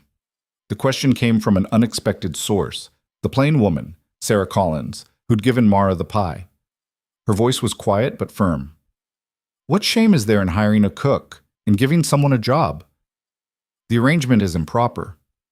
"Why? Because she's a woman? Because she's not married?" Sarah's voice grew stronger, more confident. "My husband's alive because of Miss Bell. My children still have a father. If that's what comes from improper arrangements, then maybe we need more of them." Another woman spoke up, older, weathered, with work-roughed hands. "My son works at the Bar W. Says Miss Bell runs the best kitchen he's ever seen, treats the men fair, works harder than any of them. That sound shameful to you?" "That's not the point." Mrs. Hutchins tried to regain control of the conversation. "Then what is the point?" This from a man Mara didn't recognize, a rancher by the look of him. "Because from where I stand, you've been spreading poison about a woman you don't know, based on nothing but your own narrow thinking. And frankly, I'm tired of it." The crowd was shifting, Mara realized with shock. Not everyone. Mrs. Hutchins still had her supporters, people whose disapproval ran too deep for facts to touch. But enough people were questioning, enough were willing to consider that maybe, just maybe, they'd been wrong. Mrs. Hutchins seemed to realize she was losing ground. Her expression hardened, turned vicious. "Fine. You want proof she's not what she pretends to be? Let's see how she handles herself when the stakes are real." She turned to the crowd. "The Spring Festival is in 6 weeks. Biggest event of the year. We always have a cooking competition, judged by the whole community. I say Miss Bell should enter. Let everyone see if she's really as skilled as you all seem to think, or if she's just been coasting on sympathy and men's low standards. It was a trap, and everyone knew it. A way to publicly humiliate Mara when she inevitably failed against women who'd been cooking for frontier communities their entire lives. Women with resources, support, connections, women who weren't universally hated. Mara should have declined, should have recognized the setup and walked away. Instead, she heard herself say, "All right, I'll enter." The crowd erupted in murmurs. Caleb grabbed her arm. "Mara, you don't have to." "Yes, I do." She pulled free gently, keeping her eyes on Mrs. Hutchins. "You want to judge me? Fine. Judge me on something concrete instead of your poisonous imagination. I'll enter your competition, and we'll see who's really been coasting on low standards." Mrs. Hutchins smiled, sharp and triumphant. "Excellent. I look forward to it. Of course, entries must be original recipes, nothing you've made before, and judges will be selected from the community, neutral parties." "Fair enough." They shook hands, the grip too tight on both sides, and the crowd slowly dispersed. Mara stood there feeling like she'd just signed her own execution warrant, her heart hammering against her ribs. What had she done? The ride home was quiet. Elsie had fallen asleep against Mara's shoulder, exhausted from playing with the other children. Caleb drove in silence, his face unreadable in the fading light. Finally, he spoke. "You know that was a mistake, right? Accepting her challenge?" "Probably. She's going to stack everything against you. Corrupt judges, impossible standards, whatever it takes to make you fail publicly." "I know." "Then why did you agree?" Mara watched the landscape roll past, brown grass and scattered snow, the mountains dark against the horizon. "Because I'm tired of being judged without evidence, Tired of people deciding who I am without ever giving me a chance to show them. At least this way, I get to fail or succeed on my own merits. And if you fail, then I fail. But I'll have tried. That's more than I can say about most of my life. Caleb was quiet for a long moment. Then, you won't be alone in this. Whatever you need, ingredients, equipment, help, you've got it. The whole ranch will back you. This isn't the ranch's fight. Yes, it is. Like it or not, Mara, you're part of this place now. Part of us. That means when you fight, we fight with you. The words settled over her, heavy with implications she wasn't ready to examine. Part of this place. Part of us. When had that happened? When had she stopped being just the hired cook and become something more? When you stopped trying to stay distant, a voice in her head whispered. When you let yourself care about Elsie, about the men, about whether this place succeeded or failed. When you chose to stay after you could have left. I don't know if I can win, she said quietly. I'm good at what I do, but these women, they've been cooking for their communities their whole lives. They know what people here like, what ingredients work in this climate, what presentation impresses judges. I'm an outsider trying to compete on their territory. So don't compete on their terms. Do what you do best. Cook with everything you've got, no holding back. Show them something they've never seen before. That's easy to say. Doesn't make it wrong. They arrived at the ranch after dark, the buildings lit by lamplight and looking almost cozy against the cold night. Marcus came out to help with the horses, and several other hands appeared to see how the trip had gone. Town's buzzing about the competition, Tommy reported, grinning. I went to the saloon while you were at the meeting. Everyone's talking about it. Some folks think you're crazy for accepting, but a lot of people are rooting for you, especially after what you did during the storm. Great, more pressure. You'll do fine, Miss Bell. I've tasted your cooking. These town ladies don't stand a chance. Mara wished she had his confidence. Instead, she helped get Elsie to bed, cleaned up the kitchen on autopilot, and finally collapsed in her room feeling like she'd aged 10 years in one day. She'd committed herself now. No backing out. No changing her mind. In 6 weeks, she'd stand in front of the entire community and either prove herself or confirm every awful thing they'd ever thought about her. The smart move would be to run, pack her things, take Caleb's offer of stage fare, and disappear before the competition, before the inevitable humiliation. But Mara Bell had never been particularly smart, and she was tired, so tired, of running. The next morning, she woke before dawn as usual and started planning, not just for daily meals, but for the competition. She'd need to test recipes, source special ingredients, figure out what would impress judges who already wanted her to fail. She was deep in thought, scribbling notes, when Elsie appeared in the kitchen doorway. You're really going to do it? Compete. Looks like it. Mrs. Hutchins is mean. She's going to try to sabotage you. Probably. But you're going to win anyway. It wasn't a question, just a statement of fact delivered with the absolute certainty only children possess. I'm going to try. That's all anyone can do. Elsie moved closer, studying Mara's notes. What are you making? I don't know yet. That's the problem. I've got 6 weeks to develop something original, something that'll stand out. But everything I know how to make is practical food, feeding factory workers and ranch hands, not impressing judges at a fancy competition. So make practical food fancy. Make something that tastes like home but looks like art. Out of the mouths of children, Mara thought again. It was actually good advice. She didn't need to reinvent herself or try to be something she wasn't. She just needed to elevate what she already did well. You're a smart kid, you know that? Elsie beamed. I know. Now make breakfast. I'm starving. Over the next weeks, Mara threw herself into preparation with single-minded intensity. She tested recipes between regular meals, using the ranch hands as guinea pigs for various attempts at fancy versions of simple foods.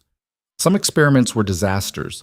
An overly ambitious beef Wellington that emerged raw in the center, a sauce that curdled despite her best efforts, but others worked, sometimes brilliantly. The men endured her experimental cooking with good humor, offering honest feedback that was more helpful than polite lies would have been. Too salty, Marcus would say, or texture's weird. Danny tried everything enthusiastically, even the failures, and declared everything amazing even when it clearly wasn't. Tommy was the most useful critic. He'd traveled more than the others, eaten in nicer establishments, and could articulate what worked and what didn't. "This is good," he'd say, "but it needs something to cut the richness. Maybe something acidic?" Caleb mostly stayed out of the kitchen during this process, respecting Mara's space, but she'd catch him watching sometimes, his expression thoughtful, and once he quietly left a catalog from a Denver mercantile on the table. Circled items included exotic spices and specialty ingredients that could be ordered by mail. She didn't thank him, but she did order several items. That was acknowledgement enough. As the competition drew closer, Mara finalized her menu. 3 dishes, an appetizer, main course, and dessert. Each one rooted in the practical cooking she knew best, but elevated with technique and presentation that would hopefully impress even hostile judges. For the appetizer, she'd make individual beef hand pies with a flaky crust so delicate it shattered at the first bite, filled with meat braised until it fell apart and vegetables roasted until their sugars caramelized. Simple frontier food, but executed perfectly. The main course would be her interpretation of ranch stew, but instead of a pot of undifferentiated meat and vegetables, she'd present it as layered components. Tender short ribs that had braised for hours, root vegetables roasted separately to maintain their texture, a rich sauce reduced until it coated the back of a spoon. The same flavors as regular stew, but refined. And for dessert, something that spoke to what she'd learned about this harsh landscape. A honey cake made with local wildflower honey. Elsie had shown her where to find, topped with preserved berries from the ranch's summer harvest, and a cream that had been beaten until it was lighter than air. Nothing revolutionary, just honest food, cooked with skill and care. 2 days before the competition, Mara did a full test run of all 3 dishes. She worked from dawn until late afternoon, timing each component precisely, adjusting seasoning, perfecting presentation. When she was done, she called in the ranch hands to taste and judge. They ate in unusual silence, taking their time, really paying attention. Even Garrett, who usually inhaled food without comment, chewed slowly and thoughtfully. Finally, Marcus spoke. "If you don't win with this, the judges are blind and stupid. Or corrupt," Danny added darkly. "Which they might be." "Doesn't matter." Tommy wiped his plate with bread, not wanting to waste a drop of sauce. "Even if they don't give you the prize, everyone who tastes this will know you deserved it. That's almost better. Almost doesn't pay bills or change minds. No, but it plants seeds, and sometimes that's enough." That night, Mara packed her ingredients carefully, double-checking everything. She'd borrowed crates from the barn, lined them with clean cloth, organized everything she'd need. The competition rules allowed participants to bring their own ingredients, but required them to use the community kitchen. No bringing pre-made components. Everything had to be prepared on site, in front of judges and spectators. No tricks, no shortcuts, just skill and nerve. Mara figured she had one of those. The nerve part was still questionable. She was doing a final inventory when Caleb appeared in the kitchen doorway. "Ready?" he asked. "As I'll ever be." "I meant what I said before. Win or lose, you've already proven yourself. To me, to the ranch, to everyone who matters. The people who matter are the ones who'll be judging tomorrow." "No, they're not. The people who matter are right here." He gestured vaguely at the ranch around them. "This place, these men, Elsie. We're the ones who know who you really are. The rest of them are just catching up." Mara felt something tighten in her throat, something that might have been tears if she was the crying type, which she wasn't. "Thank you," she managed, "for everything, for taking a chance on me when you had no reason to, for defending me even when it cost you, for seeing me as more than just the hired help."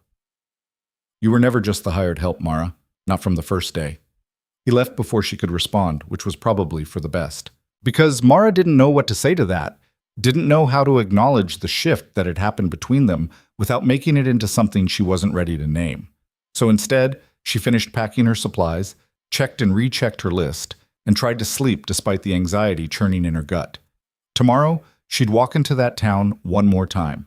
But this time, she wouldn't be asking for acceptance or approval. She'd be demanding respect, earning it with every perfectly seasoned dish, every flaky crust, every element executed with absolute precision. They wanted to judge her? Fine. Let them judge her at her best. And if they still found her wanting after that, then at least she'd know she'd given them nothing less than everything she had. The morning of the competition, Mara woke to find snow falling. light, delicate flakes that dusted the world in white. Not a storm, just enough to make everything look clean and new. She took it as a sign, though of what, she couldn't say. The community kitchen was already bustling when they arrived at 8. 6 other women had entered the competition, and each had claimed a workspace with the territorial aggression of wolves marking territory. Mrs. Hutchins presided over the largest station near the best stove, her ingredients laid out like a general's battle plan. The other women clustered in groups, whispering and shooting hostile glances at Mara. Only one woman nodded at her, Sarah Collins, who'd given her the pie. It wasn't much, but it was something. The judges sat at a long table at the front of the room. 5 people Mara didn't recognize, supposedly neutral parties from neighboring towns. They looked bored already, like they'd rather be anywhere else. The head judge, an older man with impressive sideburns, explained the rules in a monotone voice. 3 hours to prepare 3 dishes. Presentation and taste would be weighted equally. Judge's decision was final. Then he rang a small bell, and chaos erupted. Mara blocked out everything except her own workspace and her own timeline. First, the hand pies. Get the dough chilling while she prepped the filling. The beef needed browning, the vegetables needed chopping. Everything needed to cool before assembly, or the butter in the crust would melt. Her hands moved with practiced efficiency, muscle memory taking over where nerves threatened to paralyze her. Brown the meat. Deglaze the pan. Add aromatics. Let it simmer while you roll the dough. Around her, the other women worked with similar focus, though she caught them watching her, assessing her technique. Mrs. Hutchins, in particular, kept glancing over, her expression calculating. An hour in, Mara had her hand pies assembled and in the oven, the short ribs braising for the main course, and was starting on the dessert components. She was on schedule, maybe even slightly ahead. Her hands had stopped shaking. The familiar rhythm of cooking had steadied her. Then disaster struck. She turned from the stove to find one of the other competitors, a sharp-faced woman in a green dress, standing suspiciously close to Mara's workspace. The woman moved away quickly, but not before Mara noticed the pot of cream she'd been heating for the dessert was now on the floor, spilled everywhere. "Oh no," the woman said, not sounding sorry at all. "I'm so clumsy. I must have bumped into your station." Mara looked at the cream spreading across the floor, at least a quart of it gone, and felt her carefully maintained calm crack. She'd brought exactly what she needed, no extra, no backup. That cream was essential for the dessert. Without it, she'd have to improvise something completely different. "You did that on purpose," Mara said quietly. "I'm sure I don't know what you mean. Accidents happen." The woman smiled, sweet as poison. "Perhaps you should be more careful where you leave things." Several of the judges had noticed the commotion. The head judge frowned. "Is there a problem?" "No problem," the woman said quickly. "Just a small accident. These things happen in busy kitchens." Mara wanted to argue, to call out the sabotage for what it was. But what proof did she have? It would just look like sour grapes, like making excuses before she'd even failed. So she grabbed a rag and cleaned up the spilled cream without a word, her mind already racing through alternatives. She could skip the dessert, focus on making the first 2 courses perfect. Or she could adapt, find a way to make something work with what she had left. The honey cake needed cream to balance the sweetness. Without it, the dessert would be too heavy, too cloying.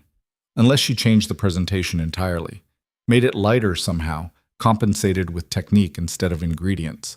She was still trying to figure it out when she felt a tap on her shoulder. Sarah Collins stood there, holding a jar. "I brought extra cream," Sarah said quietly, "in case I needed it. But my dessert uses eggs, not cream, so—" She pressed the jar into Mara's hands. "Use it, please." "I can't. You might need it for something else." "I won't. And even if I did, I'd rather you had it." Sarah glanced at the woman in green, her expression hardening. "Some people here care more about winning than being decent. Don't let them make you like them." She walked away before Mara could thank her properly, leaving Mara standing there with the jar of cream and something burning behind her eyes that definitely wasn't tears. The rest of the cooking passed in a blur. Mara assembled her dishes with shaking hands, plating each component with care despite the time pressure. The hand pies came out perfect, golden brown, flaky, steaming. The short ribs were tender enough to cut with a fork, the sauce glossy and rich. And the honey cake, topped with the cream Sarah had given her, looked almost ethereal with its garnish of preserved berries. Not bad for someone who was supposed to fail. The judges tasted each competitor's dishes in turn, their faces giving nothing away. They made notes, conferred quietly, and maintained the kind of professional neutrality that made it impossible to read their reactions. Mrs. Hutchins had made an elaborate roast with about 15 side dishes, everything perfectly executed in that showy way that screamed, "Trying too hard!" The other competitors had produced similar fare, impressive-looking spreads that probably tasted fine but lacked any real personality. When the judges reached Mara's station, she stepped back and let the food speak for itself. No explanations, no excuses. Just 3 dishes that represented everything she'd learned in her years of feeding people who worked hard and deserved better than slop. The head judge took a bite of the hand pie and paused. Actually paused, his fork halfway to his mouth for a second bite. He chewed thoughtfully, then tried the short ribs. Then the dessert. His expression remained neutral, but Mara saw him glance at the other judges with something that might have been surprise. They finished tasting, made their final notes, and the head judge stood. "We need 30 minutes to deliberate. Contestants and spectators, please wait outside."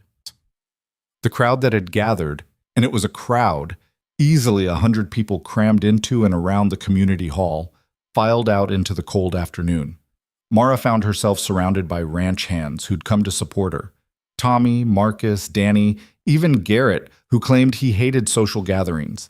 They formed a protective circle around her, and for once, Mara didn't mind being protected. Caleb appeared with Elsie, both of them looking anxious. "How do you think it went?" Elsie asked. "I have no idea. The judges gave nothing away." "Your food looked amazing," Tommy offered. "Way better than that fancy stuff Mrs. Hutchins made. Hers looked like it was trying too hard to be something it wasn't. Presentation isn't everything." "No, but it matters. And yours had presentation and substance." He grinned. "Those judges would have to be crazy not to pick you." 30 minutes felt like 30 hours. Mara stood in the cold, surrounded by people who either supported or despised her, and tried not to think about what came next. If she lost, she'd have to live with the humiliation, with the knowledge that even at her best, she wasn't good enough for this place. If she won, and that was a big if, she'd have to face the backlash from people who'd wanted her to fail. Either way, her life was about to get more complicated. Finally, the doors opened and they were called back inside. The judges sat at their table, expressions grave. The head judge stood and cleared his throat. This was a difficult decision. All the competitors showed skill and dedication. However, one entry stood out not just for technical execution, but for something harder to define: heart, maybe, or honesty. The winner of this year's Spring Festival cooking competition is Mara Bell. For a moment, the room was absolutely silent. Mara stood frozen, not quite believing what she'd heard. Then the ranch hands erupted in cheers. Tommy lifted Elsie onto his shoulders so she could see better, the girl shrieking with joy. Marcus clapped so hard his hands had to hurt.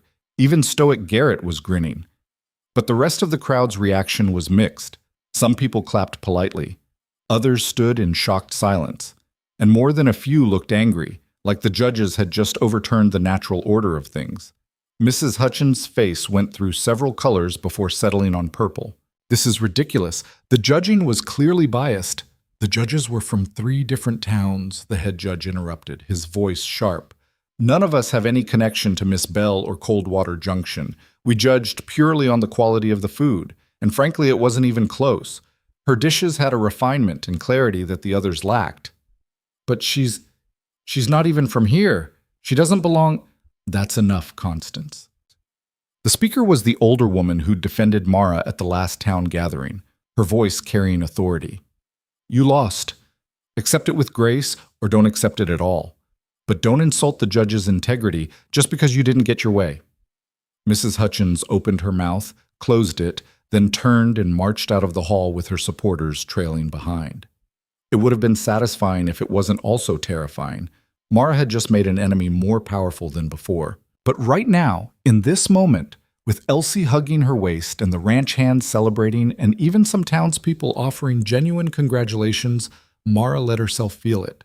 The victory, the validation, the proof that she was exactly as good as she'd always believed herself to be. The prize was a blue ribbon and $50, more money than Mara had seen in one place in years. But more valuable were the conversations that followed. People she'd never met asking about her cooking, where she'd learned, whether she'd consider catering events. A woman from a neighboring ranch wondering if Mara would share her hand pie recipe. Even the owner of the town's only restaurant, looking thoughtful and calculating. By the time they packed up to head home, Mara's head was spinning with possibilities she'd never considered. This competition was supposed to humiliate her. Instead, it had opened doors she hadn't known existed. The ride home was celebration and exhaustion mixed together. Elsie chattered excitedly about every detail, replaying the victory over and over. The ranch hands who'd ridden in to watch were already planning a proper celebration back at the ranch. Even Caleb was smiling, genuine and warm. "You did it," he said quietly as they pulled up to the ranch. "You actually did it. I had help. Sarah's cream, your ingredient catalog, the men testing every disaster I made. That's what community does. They help because they believe in you. You just had to let them." That night, the ranch held an impromptu party in the bunkhouse. Someone produced a fiddle, someone else had whiskey they'd been saving, and the men who usually kept to themselves were laughing and dancing with an abandon Mara had never seen. She sat on the sidelines with Elsie, watching, and felt something she couldn't quite name. Belonging, maybe, or home. Whatever it was, it scared her as much as it comforted her. Over the next weeks, the opportunities multiplied. The restaurant owner offered her a part-time position catering special events. A wealthy rancher's wife wanted her to prepare food for her daughter's wedding. 3 different families asked if she'd teach cooking classes. Mara said yes to all of it. Not because she needed the money, though she did, but because each job was proof that she'd been right, that she had value beyond what people assumed, that her worth wasn't determined by her appearance or her status, but by what she could actually do. She started small, working around her regular ranch duties. A dinner party here, a cooking demonstration there. But word spread quickly, and soon she was being contacted by people from towns she'd never heard of, asking if she'd travel to cook for important occasions. It was Caleb who suggested she make it official. "You're running a business whether you admit it or not," he said one evening after dinner. "Might as well formalize it, give it a name, set real rates, make it something that can grow." "I don't know the first thing about running a business." "So learn, or find someone who does and partner with them." He paused. "I've been thinking, the ranch does well enough, but we could use diversification. What if we formalized your cooking operation as part of the Bar W? You'd have access to our resources, our reputation. In exchange, we'd get a percentage and the prestige of being associated with what you're building." It made sense, business-wise, but it also meant tying herself more permanently to this place, to these people, committing in a way she'd been avoiding for months. "I need to think about it," she said. "Take your time. The offer stands whenever you're ready." But thinking about it just made Mara more confused. Part of her wanted to say yes immediately, to grab onto this chance with both hands and build something real. Another part wanted to run, to protect herself from the inevitable disappointment when things fell apart like they always did. It was Elsie who finally pushed her over the edge. "You're scared again," the girl announced one afternoon while they were making bread, "about committing to Uncle Caleb's offer." "I'm not scared. I'm being practical." "You're being a coward." The words were blunt, but not cruel, just honest. "You're scared that if you admit you want to stay, something will happen and you'll lose everything. So you keep one foot out the door, ready to run." It's exactly what you're doing. And I get it. I really do. But Miss Bell, you can't live your whole life ready to run. At some point, you have to choose to stay, even if it's scary, even if you might get hurt. The wisdom in those words, coming from a 9-year-old girl who'd lost both parents, hit Mara harder than any lecture could have. Because Elsie was right. Mara had been running her entire life, from poverty, from bad situations, from anything that threatened to matter too much. And where had it gotten her? Alone. Scared. Living half a life because she was too afraid to risk the whole thing. That night, Mara found Caleb in the barn, checking on a sick horse. "I want to accept your offer," she said without preamble. "The business partnership. I want to do it." He looked up, surprised. "You sure?" Last time we talked, you seemed... I was scared, still am, honestly, but I'm tired of letting fear make my decisions. She took a breath. I want to build something here, something real and lasting, and I can't do that alone. Caleb smiled, slow and genuine. Then let's do it together. They spent the next months building what would become Bell's Frontier Catering, a business that combined Mara's cooking skills with the Bar W's resources and reputation. Caleb handled the business side, negotiating contracts and managing finances. Mara focused on cooking and training, eventually hiring 2 other women who needed work and teaching them her techniques. The business grew faster than either of them expected. Within 6 months, Mara had a waiting list of clients. Within a year, she was employing 5 women and considering expanding to other towns. And somewhere in there, between the business meetings and the late-night planning sessions and the shared victories, Mara and Caleb shifted from partners to something more. It wasn't dramatic or sudden. No grand declarations or sweeping gestures. Just a slow, steady growing together of 2 people who'd both been alone too long. The town took longer to come around, but even that changed gradually. Mrs. Hutchins never forgave Mara, but her influence waned as more people saw the good Mara was doing, providing jobs, elevating the region's reputation, proving that women could build empires if given the chance. 2 years after that first competition, Mara stood in the new commercial kitchen she'd built on Bar W land, watching her employees prepare food for 3 different events. Elsie, now 11, was learning the business side, already showing the same fierce intelligence her mother had apparently possessed. Caleb appeared in the doorway, and Mara felt the now familiar warmth that came with seeing him. They'd made it official 6 months ago. Not marriage, which neither of them particularly wanted, but a partnership that was legally recognized and practically unbreakable. "You did it," he said, echoing his words from that long-ago competition day. "Built something from nothing." Not from nothing. From stubbornness and desperation and a lot of help. "Still, it's impressive." He moved closer, and Mara let herself lean into him, let herself accept the comfort of another person without fear of what it meant. "Your mother would be proud." Mara thought about the woman she barely remembered, who died when Mara was 6 and left her with nothing but a stubborn refusal to be broken. Would she be proud? Or would she be shocked that her daughter had found something more than mere survival? "Maybe," Mara said, "or maybe she'd say I was being stupid, putting down roots when you never know when you'll need to run." "Roots aren't a trap. They're what let you grow." Caleb kissed the top of her head, casual and affectionate. "Besides, where would you run to? You've made this place yours, these people yours. Can't imagine you anywhere else now." He was right. Somewhere along the way, between the storm and the competition and the 1,000 small choices to stay instead of leave, this place had become home. The ranch, the business, the people, they were hers in a way nothing had ever been before. It should have terrified her. Instead, it felt like coming up for air after years underwater. That evening, after the work was done and the employees had left, Mara walked out to the edge of the ranch property and looked back at what she'd built. The main house with smoke rising from its chimney, the barn and outbuildings all repaired and expanded, the new commercial kitchen, already too small for the business that kept growing, the people moving between buildings, living their lives, building their own futures in the space Mara had helped create.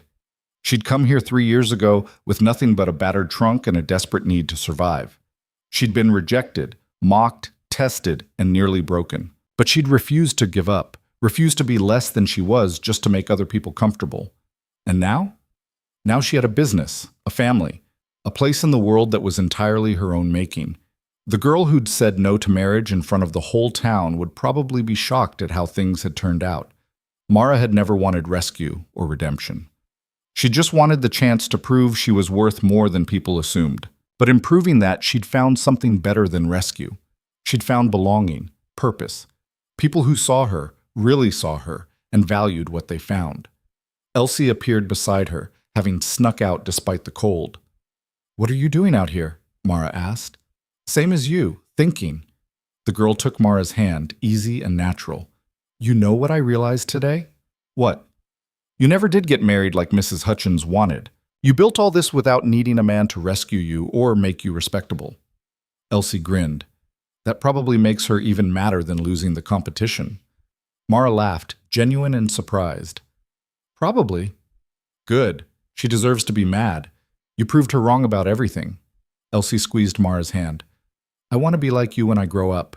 Strong enough to say no to things I don't want, even when everyone thinks I should say yes. The words hit Mara in the chest, warm and overwhelming. To be someone's example, someone's inspiration, it was more than she'd ever thought she deserved. You're already like that, Mara said softly. You've always been brave, you just needed someone to tell you it was okay. They stood there together as the sun set, painting the sky in shades of gold and pink and deep blue.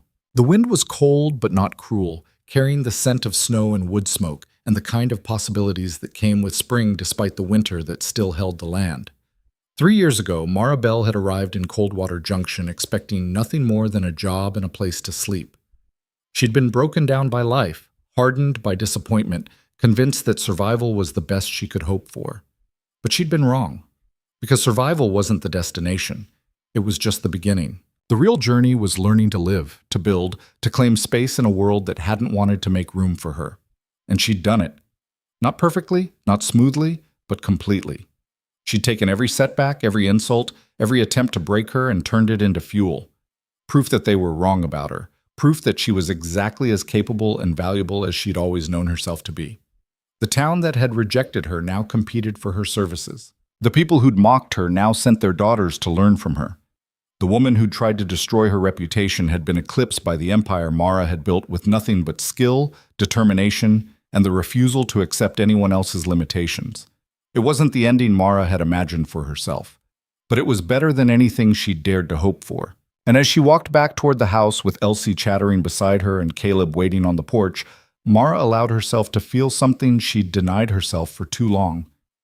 Pride. In what she'd built, who she'd become, the life she'd claimed despite everyone who'd tried to take it from her. She'd come here to survive, but she'd stayed to thrive. And in the end, that made all the difference.